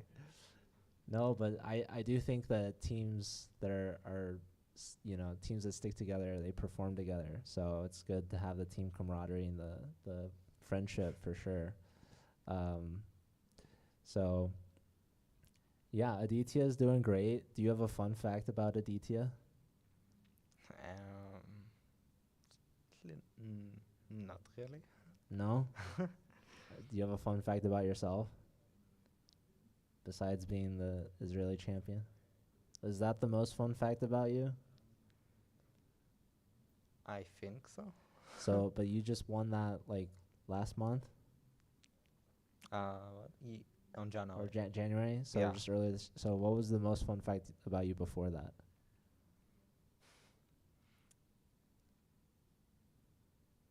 I don't know. I'll have to ask another Dallas player. Maybe when Brian gets back up here. I don't know. Yeah, Oh, he will tell all of my secrets. Are you ready to give your spot up to Brian before he gets to say whatever he wants? Yeah. Okay. All right. He trusts you. All right. Well, thank you very much. Thank And you. good luck to your team. All right. So Brian has taken quite the leave of absence here. He's done a good job cycling in different guests. Brian was so okay. So Brian, People don't know, but I've been working behind the scenes to get all those VIP yes, guests, you know, our we have commentary. a rope protecting us from all the fans trying to crash the stage. Brian Oh. has been Stop. Oh Yeah. my god, too many pictures. No, stop. Yeah, no, it's too much. Yeah. so tell us a fun fact about our. Why don't our you tell me a guest. fun fact about you? Fun fact about me? Yeah. There's a lot, honestly. Yeah. Yeah. Tell so me the first one that comes to your mind. I won't tell you the Tell first me, tell one. me I'll tell you. something that you like that I wouldn't imagine. So here's one of my favorite fun facts. I have a copy of the Fellowship of the Ring signed by the 4 hobbits. Okay. You know what book that is? I know the Hobbit. You know, yeah. I when you say the 4, I'm assuming the 4 actors that yes, play them. yes. Yeah? Not the real hobbits themselves, Right. but the actors that played the hobbits. Yeah. I guess, yeah, because the real ones they don't exist, right? Oh, it was a fan long, fiction, right? yeah, it was a long time ago. Yeah, maybe. But I honestly, I haven't seen the movies. People have Okay. told me like you're missing out, bro. I haven't seen Star Wars, Oh man. Lord of Rings, Star Trek. Okay. I don't know. I always be more into actually Chess. like no, like romantic comedies actually. Like Searching for I've seen, Bobby Fischer. it's a good one. It's a good one. I also think the best depiction of chess in media has been Queen's Gambit by Yeah, far. yeah. I think. You're more of a Rocky fan. I'm more of a Rocky Yeah, fan. yeah. Yeah, I like Rocky. No, but I'm also into like romantic comedies. I think they're pretty good. What's Like, your favorite? I like a lot 500 Days of Summer. Yeah. Have you seen that one? Joseph Gordon-Levitt. Yeah. And Zoe Zoe Deschanel. Yes, yeah, of yeah. course. Great movie. What else? I like The Perks of Being a Wallflower. I think it's also a pretty good movie. I would say I don't think I've seen that one. it's with Emma Watson I know her. and the guy who plays Peter Jackson. Peter Jackson. Yeah. Isn't that the director of Lord of the Rings? No, he's one of the hobbits, I think, isn't he? No, What? maybe. Well, Peter. Anyway, Peter tell me, Jackson. tell me the story. How you got the 4 signs of the. I went to Hobbits. Comic-Con in LA, and Uh-huh. all 4 of them were there, so I got it. Nice. How Yeah. much do you think? Are you planning to sell it eventually, or you will No. keep it forever? I'm keeping it forever. They signed it to me, so I don't think the sell value on eBay would be very high Mm-hmm. unless someone else named Joe wanted it, because then they'd pretend like they got it signed. But Mm-hmm. I'd rather keep it than sell it. So you read all the books and you watch all the movies. I'm finishing Return of the King right now. I've Uh-huh. seen all the movies, but I'm planning a trilogy to watch the extended editions. Mm-hmm. But I think a lot of people like Harry Potter more, and I do have to say Harry Potter did have a chess scene in it. Yeah. So have you seen that? I haven't seen. No. I'm not into. So how can you say How would you call those kind of movies? fantasy, I guess it's fantasy, right? sci-fi? Yeah. It's not No. sci-fi specific. I think it's fantasy. I think that's the right So term. how can you say Queen's Gambit's the best depiction of chess if you haven't seen the Wizard's Chess in Harry Potter? It's only one scene though. It's like 10 minutes compared to like a whole show. How is that even like a competition? But maybe that one scene just makes up for it. I actually watch it. Yeah, you have to figure it out. Yeah. Actually, I know for a fact that I think a grandmaster helped doing that scene. I think Yeah? because do you, the position is unique. Like it never happened in an actual game. do you know which Grandmaster? No. Yeah, No. Who's the most magical Grandmaster? The most magical grandmaster? You mean personality-wise or like on the board? Just any form of magic. I think Grishuk is pretty magical. I would Grisha, say. yeah, Grisha gives wizard energy. Yeah, he does give this science For fiction sure. energy. So you have seen all these Star Wars and Harry Potter movies and Star Trek. Yeah, all of them. not the like original Star Trek, but Mhm. I've seen the recent Star Trek movies. Definitely, I think I would rank Lord of the Rings first, Mhm. Star Wars second, Mhm. then Harry Potter. I Mhm. mean, I like the newer Star Trek movies for sure, but I couldn't call myself a real Star Trek fan. Mhm. Um, But you would call yourself a real Lord of the Rings fan. oh, for sure. Yeah, Yeah. I dressed up as Gandalf as Halloween for Nice. Halloween. Nice. Nice. Um, You know, I know for a fact that I think it's in Germany every year there's like some kind of convention where they project the whole three movies like for the public, and then people just get together and dress as the characters and drink and watch the movie at the same time. You know? I gotta go. Yeah. Yeah. Yeah. Definitely. I gotta Definitely. go visit. Definitely. Yeah. I would think so. I was gonna ask you, who's your favorite chess player? My favorite chess player to watch Oh, apart from me. on stream, besides, well, do you stream? Yeah, of course. Yeah. I gotta go. What's your channel? My channel. Yeah, we'll shout it what? out. On Twitch. Yeah, I you don't say have, you I have a Twitch. I have a YouTube channel, but it's Ah. in Spanish though. in Spanish. I So- gotta practice. Yeah.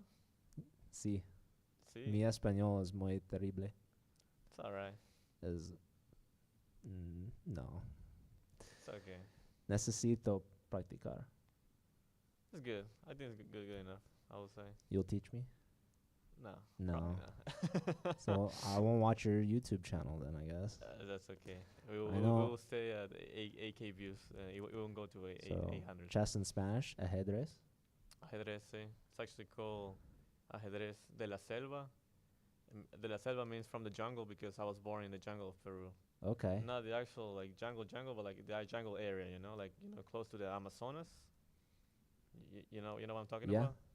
Yeah. So I grew up playing there, so I decided to call my channel like that. But I've been thinking Oh. about having one in English and one in Spanish. I just haven't decided yet when to. Okay.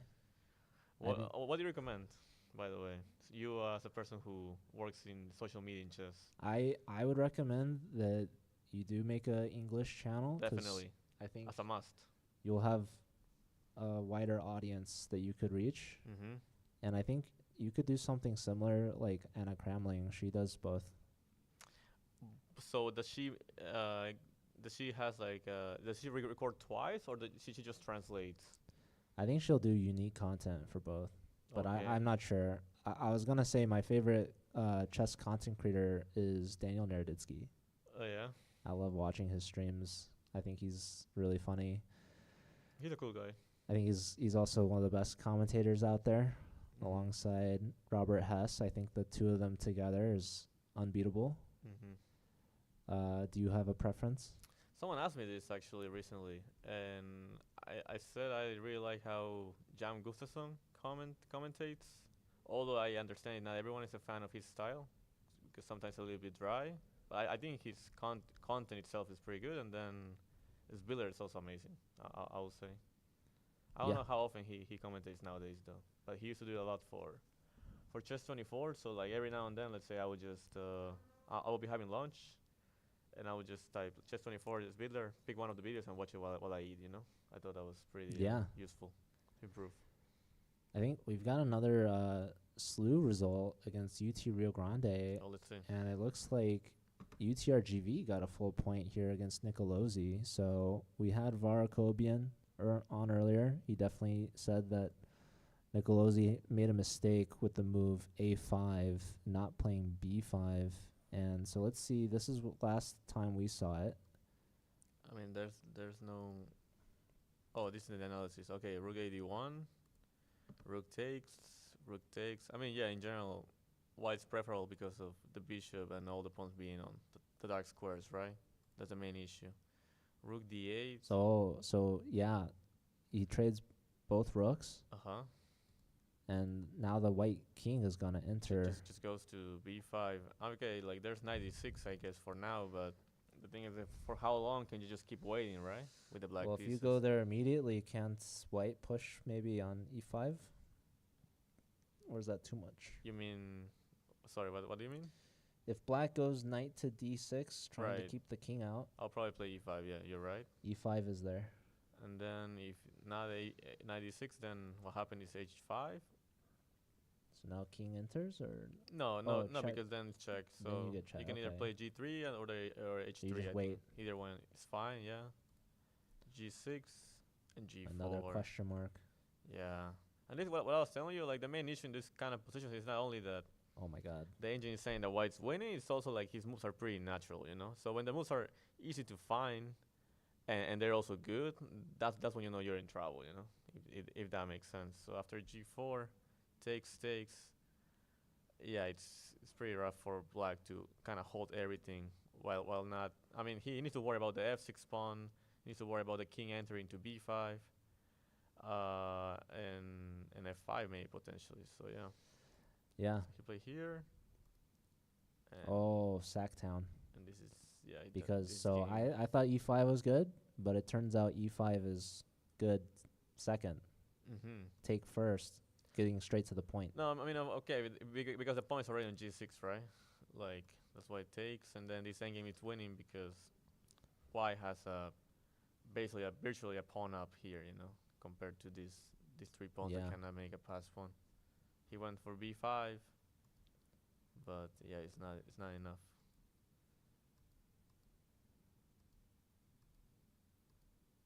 Takes, and The pawn promotes. that pawn is running. Takes, push. White wins. Yeah, nice smooth victory here for Jose. Mm-hmm. And Slew goes down a point here. So UT that- Rio Grande could be really helping out Webster. So they only have 2 boards left, right? On the first round, what was the final result of Webster against who they played? Webster drew against UTRGV. UTRGV 2-2. 2-2. Slew had the only win, 2.5 to 1.5 against UT Dallas. Uh-huh. So right now UTRGV is leading against Slew. Slew has 2 board. We've been looking at Robbie's game. It looks like Gleb Duden is actually under a minute maybe on the clock, Mm-hmm. which is crazy. But this game looks to be a bit more even. White's slightly pressuring, mainly because of the king situation. Of course, if they were to trade queens, then yeah, the king on e7 will be ideal. But we will see if black is able to achieve that, right? And yeah, I would say white is definitely putting pressure, but black should be able to hold here. Let's take a look at the one you said, Robbie. Yeah, looks like Robbie's pushing. 6 e5, knight e4, giving back a pawn, but this pawn on b3 will be a torture for a nightmare for white. So he took, and then queen b5. Yeah, and look at the clock. Gleb Duden's literally living off the increment right now with only 30 seconds. Yeah. Robbie's got 17 minutes.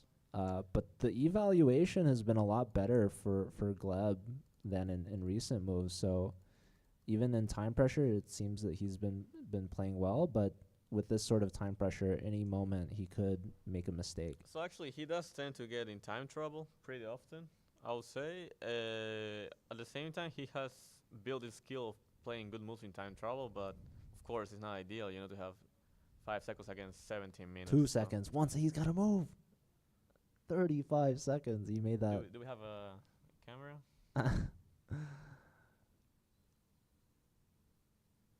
Yeah, I mean, we see both players there. Mm-hmm. Maybe we can show that on the streaming right now. Yeah, do we want the full player cam? Yeah, I think we want the full player cam. Since Duding has 1 minute. All right, so it's Robbie's turn. So Robbie's gonna keep him there at the clock. He should use his extra time. Otherwise, there's no point in having extra time, honestly. Yeah, so this is Brian's advice. Most people tend to play faster. They believe that, he has low time, then I should start playing even faster. But I mean, it's the total opposite, At that point, you might as well also have 1 second in your clock. Yeah, first round we saw Slew finish against Dallas pretty quickly, and all the Webster and UTRGV players were still there. But here we see the playing hall still pretty packed with all the players. We've got one of your teammates there walking around, observing. Aditya, yeah. Aditya, as of right now, rook f c1 takes. Our audience cannot see the screen, but in general, he's just much better. I'm surprised he's walking around, but yeah, he's much better. Still, like and now it gets to those moments where each player has like less than 10 minutes, and anything can happen basically. It's about who can control their nerves better basically. Let's see, Balaji against Lazaro. Okay, we see some moves on the board now.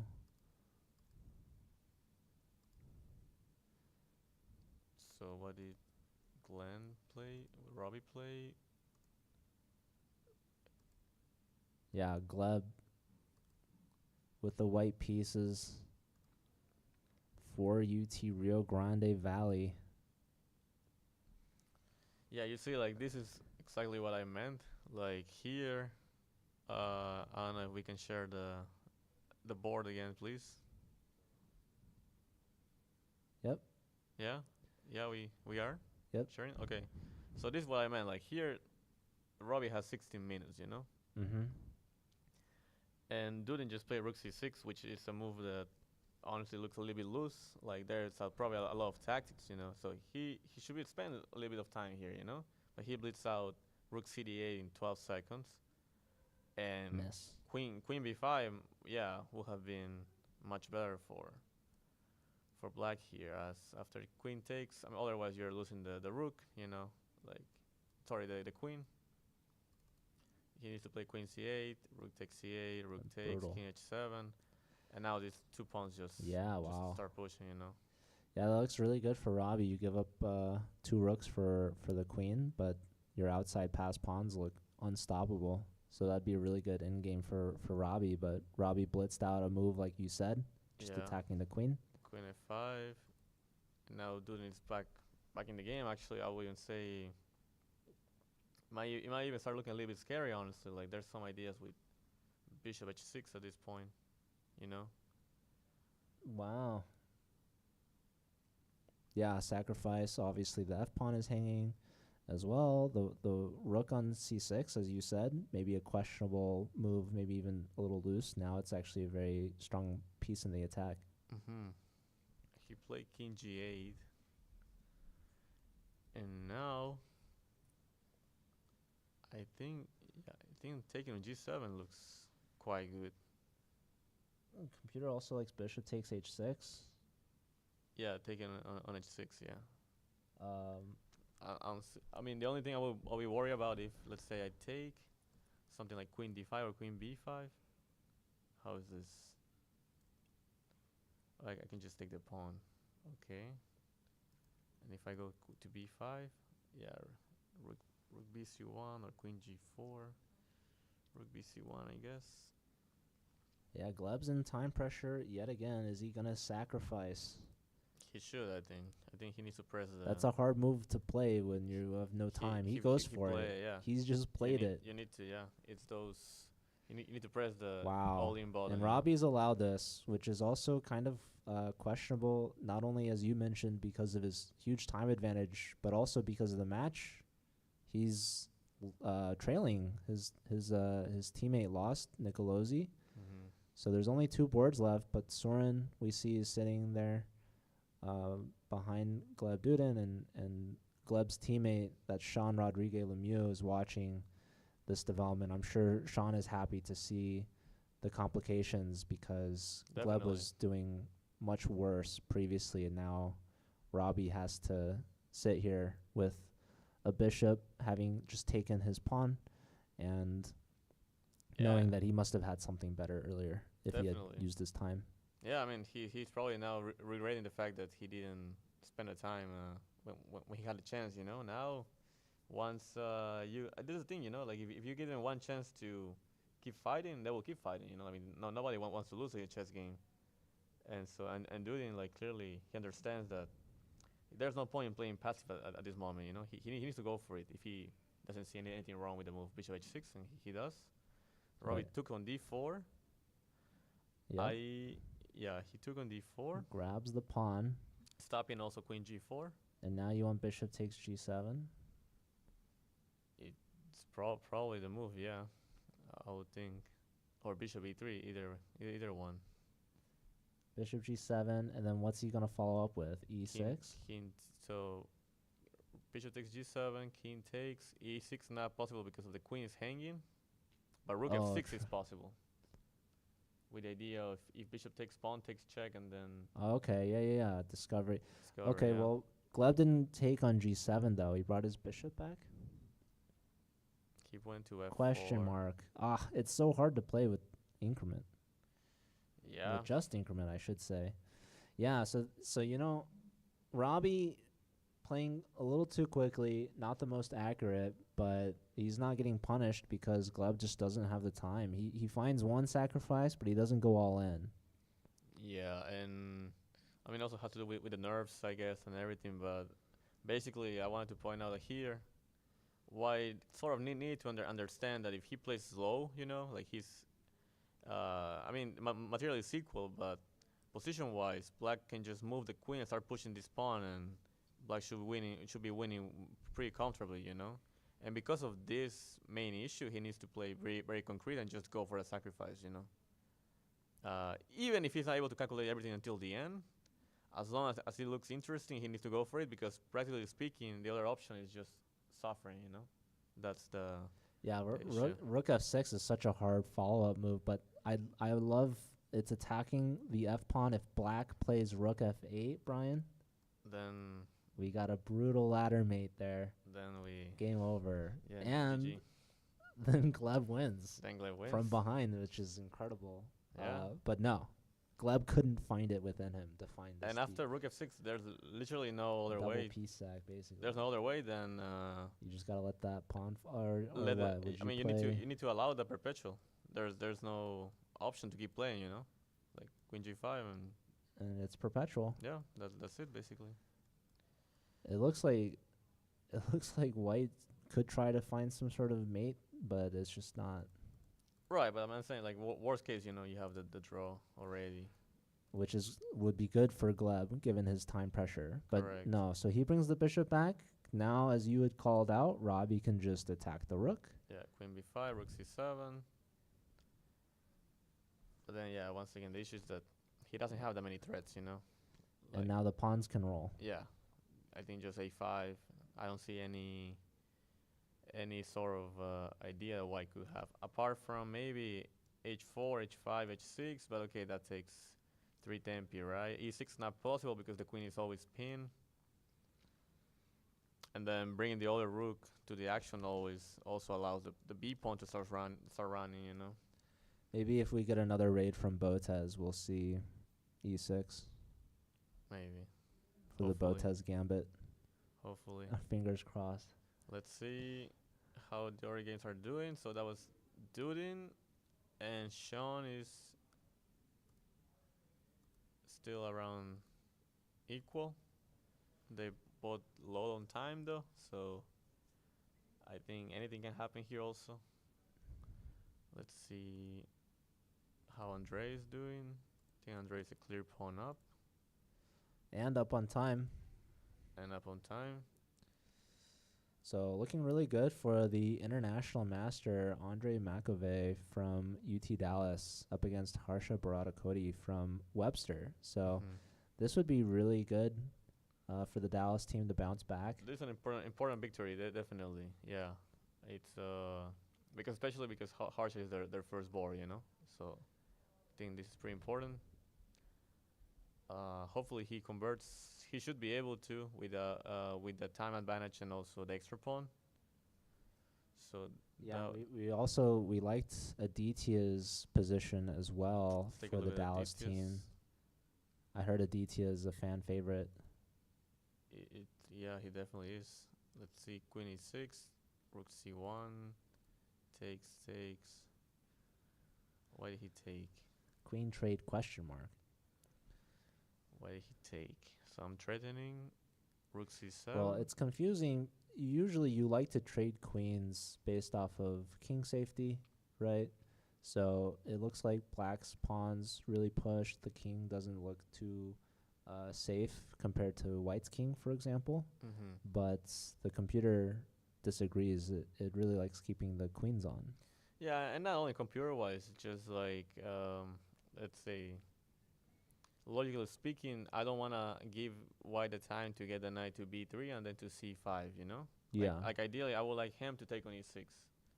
Like Yeah, and let our rook take. correct, but maybe he couldn't find a way to defend on c7 without losing material. Yeah. So Apparently, the best move was bishop f8. What's the response after rook takes c7? Apparently now I think the bishop on c7 in on e2 is actually hanging. I think that's the That's the problem. yeah So there's no time to take. correct, but that's it's a little bit hard to assess. You know, like there's ideas with queen f7 here, but maybe the rook on h6 is just covering everything. Yeah, it was rough. Like I with 1 minute on the clock, it's hard to find those kind of moves. You know, Well, that's not the end of the story. So queen takes, knight takes, bishop e5, helping out. Bishop, rook b1, question mark king again. a7. Yeah, So- I'm surprised he didn't play knight c5 or g3. Yeah, g3 will also have been good. Rook b1, king a7, bishop f1. I think he's trying to get his bishop to g2. Maybe not. Rook e1, rook d5, g3 takes. Another big question He mark. should have played h3 You should push. in order to avoid the bishop on getting to g2. But he wanted to open up the H file for his rook. Seems like it, yeah. He but wants to double his rooks. But yeah, bishop to g2 is a good move. yeah. Really defensive as well, covering the h1 square. Mm-hmm. So is this a light position? It is. Okay, wow. So it's really evened up here, and Aditya is actually down on time. So your countryman, bringing it back. Oh, for a second I thought you meant Aditya, and I was like, am I Indian? Maybe I don't know, but yeah, it seems like it. I'm a little bit surprised. I thought he was under control, like Aditya had everything under control, but yeah, it's not easy. Especially Emilio knows pretty well, you know, like he knew he was worse. I'm pretty sure, and he started playing a little bit faster than usual in order to get Aditya to this position. You know, that's also where the experience kind of shows up. You know, so yeah, I mean, things are getting messier. Aditya went for bishop b7. Double exclam. Brilliant. I will say great practical move because I mean moving the rook wasn't an option here. Like as White would just take the pawn without even thinking twice. Lots so- of checks. So bishop b7. Yeah, I love this. The exchange sacrifice. If White takes, that might be in over their head because rook h1 was a strong idea. Yeah, no, that'll be just completely winning. And now he's threatening. And now he's actually threatening rook dh5. I think. Yeah, threatening a good old checkmate. Mm-hmm. So Yeah, I don't know. chances still for Aditya. He's a fighter. He's like Rocky. Great move. He's like Rocky. I don't know. Maybe he's more like Apollo Creed. I don't know. Okay. Or maybe more like Ivan Drago. What do you think? I don't know enough. You don't know enough. I don't know Aditya enough to know. I think. Let me think. What do you think? He's like a movie character like. Yeah. You know, let me think of a superhero that reminds me of him. I don't know. I feel like he's more of a Hulk. I feel like. Okay. I think he's a Hulk. You So know? don't make him mad. Correct. Yeah. Got Don't make it. him mad. Yeah. I think that's the best analogy. So also we have a result for the SLU team. Batsurin drew. Against Against Sean. Sean. So that means the score currently is 1 for UTRGV. 1.5 No, there's 2 draws, right? plus. I mean, No, Nicolosi lost. Yeah, to Jose. so I'm saying it's +1 for UTRGV. Yeah, right? they're up 1, but if Robbie wins, they tie the match Uh-huh. 2-2. Mm-hmm. So UTRGV hoping Gleb Duden maybe can pull off a miracle, which Yeah. isn't too far fetched. No, it is possible, Yeah. but Oh, there's only one move here. yeah, it's just taking the pawn on e5. I love taking pawns. They're good. Yeah, So they're healthy. Let's say queen f3 what else could White have done differently? instead of bishop g5. I mean, it's hard to say already. G6. It's just hard. I would have thought his best chance was to play h4, h5, h6, but even that's too slow. I think I don't. That's what I was telling you. Like the issue with this kind of position is like it's not only that you're worse, it's also like you have almost no counterplay. You know, that's the main issue here. We got a Sean fan in chat. Counter Sparks. If Wait. anyone know who Counter Sparks is, I don't know who can respond. well, they're a fan of Sean. Oh yeah. So, yeah, Sean drew against Batsurin, which isn't terrible. Yeah, no, but it's all is up to Dudin, but most likely I think the match will end up 2 versus 2, most likely. yeah, we could either stick with Duden or Harsha. Like both the players are so low on time, they'll be continually moving. Like maybe we'll cheer on Andre Makove. I want to take a look at Carolis. I think. Yeah, Corollas also very low on time here. This is crazy. Yeah, no, Carolis is pretty hard to defend. Not only he's down on time, he's also pawn down and a pass pawn. Yeah, this is pretty rough to defend. I mean, if he manages to get a draw, that would be amazing, but I doubt it honestly. Yeah, Yasser's got the passer. Yeah, so he got the passer though. You're a rapper, huh? I can see your freestyle skills right there, huh? Yeah. That took me a long time to come up with that. Oh, okay. It's okay. But yeah, let's see. Andrej, it's converting. We're getting some compliments in the chat. Guys, you're doing a great job with the commentating. It can be tough with the amount of time between moves. Keep up the good work. Thank you very much, AJ 2087. Whoever you are, you're the best. But yeah. Yeah, and thank you to Landon as well. Unfortunately, you guys have to wait 10 minutes to hear our response. Oh, that's true. But we appreciate it nonetheless. Also, it helps to make movie references between the moves. Yeah. So we can also make music references. What kind of music do you like? Rap, apparently. You like rap? No, not really. I'm more of a classic rock kind of guy. Like, but tell me a band. Clarence Creedwater Revival. Have you heard of CCR? No, I think that's too niche for me to know. Maybe Daryl knows some CCR. Yeah, that's a thumbs up from Daryl. Mm-hmm. Daryl and I listen to the same stuff, I'm sure. Yeah. All right. Okay. Corollas was not looking great. Now we've got Balaji not looking great. So Webster's doing a number here on the Dallas players. Yeah, I mean, okay, at least I think Balaji's game is still, he's sort of fighting. I think Caroli's game is pretty hard to defend already, but here, both of them with a lot of pieces on the board and being below 5 minutes, I think it might get quite tricky. The previous round, we really we had a lot of games finish, and then it seemed like we didn't have much. But here, it's like we have too many games to choose. We're running out of time on all the games. We do. Emilio, after bishop b7, great move by Aditya. He did find a6. Wow. Good. And what king takes doesn't work? If king takes, which is what happened in the game. Oh my god. Now, another double now check. Check. King move. And knight a5. Just pressure. And then what? We play bishop a8. I think what's going on is that after bishop a8, I have knight c4. Is that? Check, and you want a rook takes a8. Pawn takes. But pawn takes, I think do I take on c4 or do I take on a8? Or you check me again. I can check you again too. I could, honestly. Oh my god, dude, these players are... And they have 30 seconds, which is pretty hard to Oh calculate. my god. He went for rook c5. He found it.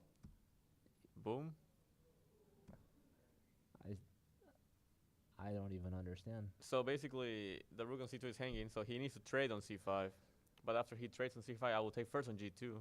Wow. Then you want to take on g2, and then I will take on c5 back.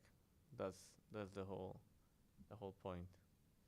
And you don't want to save your rook That's why he took. because the bishop just comes back and you're threatening mate.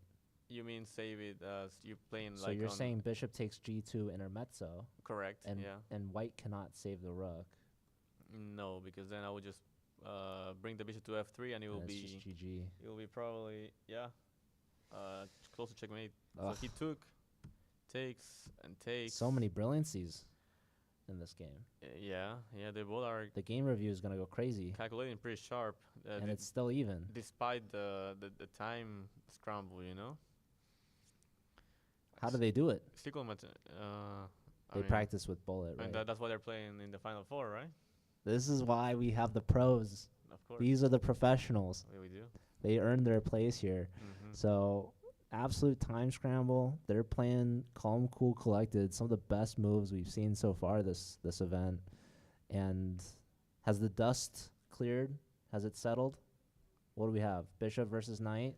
It's 3 against 3.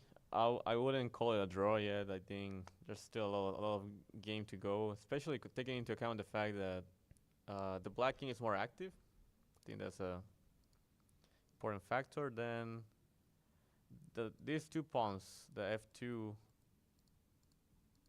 and g3, could potentially be an issue for white. And on white's side, I think he has the c4 square for his knight, which is ideal. At the same time, the d3 pawn can potentially become a weakness. You know, Mhm. like imagine something like getting the rook to e6 maybe. Maybe I would probably play king f1 to stop rook e2. Yeah, it should be around equal, but still a lot of game to go, I would think. Do you want to look at maybe McAvey's position? Let's take a look. Some hope for Dallas Bishop yet. f7, bishop e4, good move, not to trade the bishops. Rook c5, bishop f1. Rook What's the c7. bishop doing there? That's a good question, honestly. Where's it going? This is not great. It's just trapped. Like there's no. He has no moves. Yeah, he has no moves. Honestly, he just lost now. He's setting up for the next game. That's why he played king h8. King h8. Bishop No d5. moves. So There's no moves. So is white gonna mate the black king? You need another piece up there.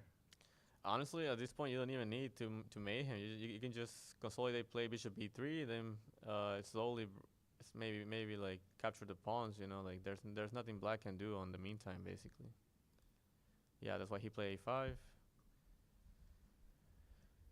And now just consolidate. I think it's important whenever you have the advantage and everything looking pretty well, just stop as much as possible your opponent's counterplay. For example, he just played a5, right? That means that now the bishop can potentially go to a6. So then you just play rook a7, attack the pawn, stop the retirement from the bishop, and black cannot really do that much, honestly. You're making it look easy. Am I? Maybe it is easy. I mean, at this point, I do think it's pretty trivial. I think white will win almost. He goes to nine c5 out of 10 instead. times. So now bishop a6. Yeah, and he will take the pawn And anyway. then tempo, and you gotta bring the bishop back. Yeah, that's true. So king g7. Yeah, I think that maybe why rook a7 was better, just to not allow the king to come out to with the keep. tempo. Yeah, but Or still. yeah. Okay. why should be Grab winning? a pawn. Yeah, look at that king go. He's living life. Why should be winning pretty large. comfortably here? Doesn't matter. Okay, so maybe we look at Balaji. This is Balaji's current position. It looks. We have so many decisive games in this match. Yeah. It's all gonna come back down to Aditya. Really? So what's the status? So Andre wins. Carol is most likely will lose. Balaji seems like it's pretty tough to defend at this point. I So will you got to say. stop f7. Yeah, So what? You got to block with a knight. but then the issue is that I play knight b7. That's a big issue. Yeah, So but you can't go rook d7 though. same thing, So even worse. oh, that is even worse. So you got to push your pawn. Um, That doesn't look good. I mean the thing is that Well, I take it. I don't I don't think. So you can't defend it. Yeah, I think it's pretty hard to defend. Indefendable. It's I think indefendable. Yeah, That's why it's winning. that's the right word. I think it's undefendable. Yeah, Resignable. maybe honestly. Yeah. Oh, Yeah. so wait, let's look at Aditya's game again. This is gonna decide if Emilio draws or wins, it's a win for Webster. But if Aditya wins, he keeps it even. He play already? No, no. Oh, he did. Did he do that? No, no, that's no. an house. Yeah, No, no. He's just sitting in the. I in think. I the- mean, he's trying to find a way that he he's can looking complicate for the more game. options Yeah, than we saw. Some ideas, but it's hard to come out with anything. You know. You can see the whole. Sack the exchange now. Yeah, that will also lose. It's just yeah. There's too much domination by wait, the white wait, pieces. wait. Can he push his pawn? What was wrong with that? A5. No, no, no. He The could. F pawn. Yeah, but then I'll probably just take. No, his other F pawn. Oh, F6. You mean? I'll probably take on F5. But then,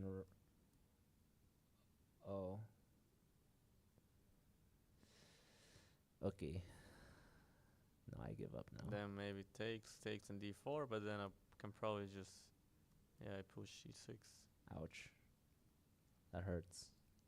Yeah. Yeah, I don't know. Yeah, I don't see any way to create problems for white. here. Wait. Aditya's game ended with a draw. So we what have a happened result. here? So after a check, he went king c3, rook a4. He took on g3. Wow. He played queen Discovery. c4. Check, Check. take. Another check. Take and, And draw. draw. Yeah. Oh, because the knight can't move because the rook falls. Right. That's So he gets the piece back. correct. And yeah, it is a draw. So Yeah. they shake hands. Oh, we have another result. So McAvey won as we expected. Mm-hmm. So yeah, it looks like Webster should win this one on the remaining two.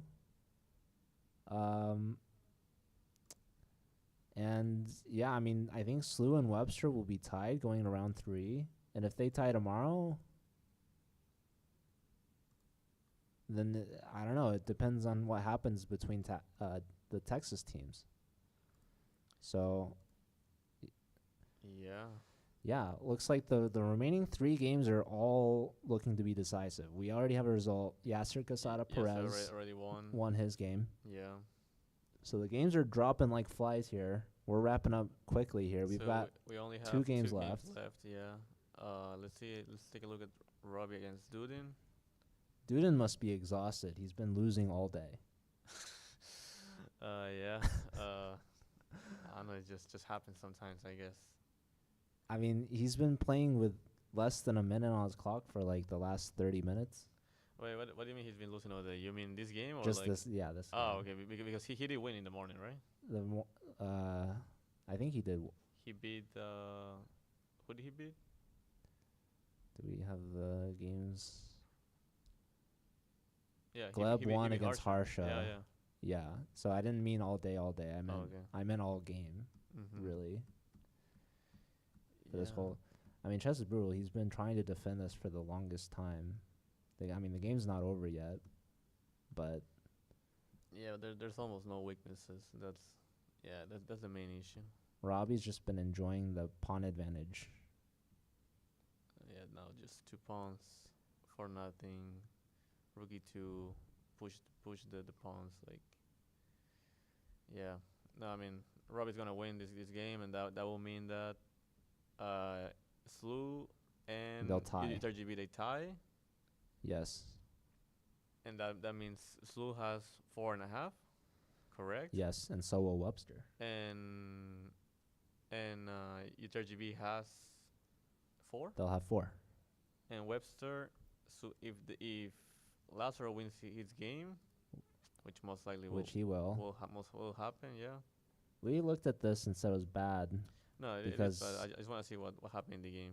Yeah, he played 5. okay, yeah. So he did end up pushing the 8 pawn. Yeah, no, he just took the pawn and Table then check, comes straight back. yeah, to not allow the knight to get to c6. Next thing he will take on f5 and And then he'll take more pawns. yeah. So He's taking every pawn. I wish I had his position. so let me think. If Lazaro wins, that means Webster also has 4.5, right? Yeah, Webster will be 4.5. So Slew will have 4.5, 4.5. 4.5, 4 and 3, right? Yeah. Uh-huh. So it'll be quite the finale tomorrow. We've got a huge match between the leaders, Slew and Webster.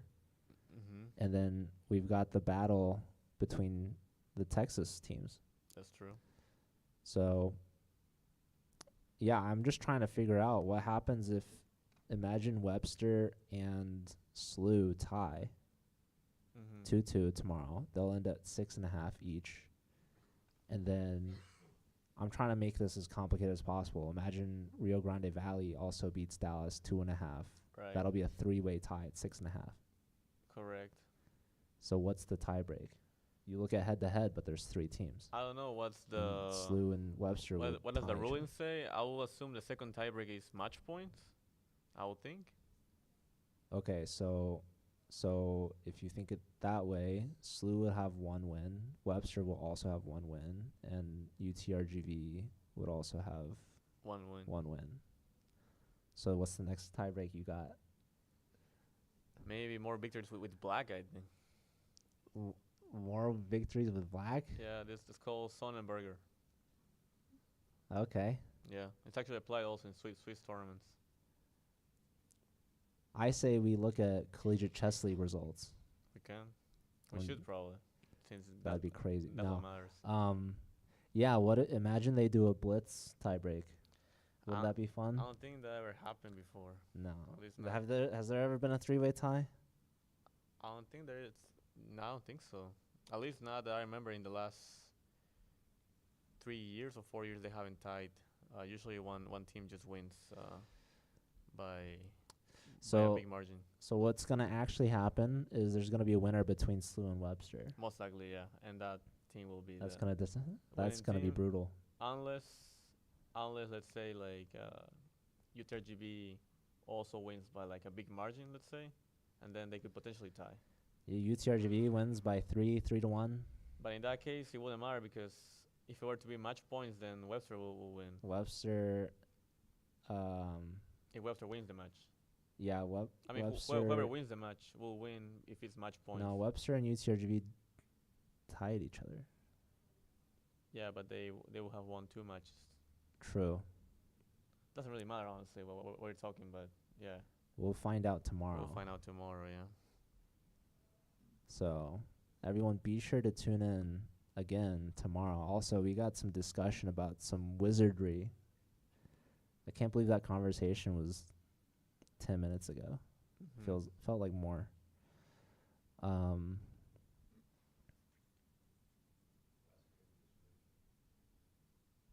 The last game, you saw it on the camera. Why they already won? Yeah, we're still getting the moves in on the board, I guess. Yeah, but Or the I result mean, has to come in. Lazaro already won, most likely, yeah. All right, so yeah, players have evacuated the playing hall because they all want to go home and rest, which I have a feeling some other people in this room also have the same feeling. Mm-hmm. I feel you. It's been a long day. We've had 2 rounds, so round 1 and round 2. Quite an exciting day of chess, right? I mean, UTRGV holding Slew to a draw, getting a big point against Nicolosi, and Slew's captain Robbie making sure he clinched his win against Duden in a long fought match. And meanwhile, you've got Webster taking down the Dallas team, Mm-hmm. thanks to a team effort. Yeah, yeah. It's always a team effort, definitely. A lot of decisive results as well. Yeah, I mean, I'm telling you, I mean, everyone is aware of the fact that match points don't really matter. What matters is individual points, and therefore, as soon as they have a chance, they just need to go for it, you know. And that's why we're seeing so many decisive results, basically. Yeah, so we've got some exciting, aggressive chess being played. We've got some time scrambles, some brilliant moves, Right. a lot of brilliant moves, and some blunders, some mistakes, and ultimately an exciting matchup, all going to conclude tomorrow in round 3, the grand finale of the President's Cup.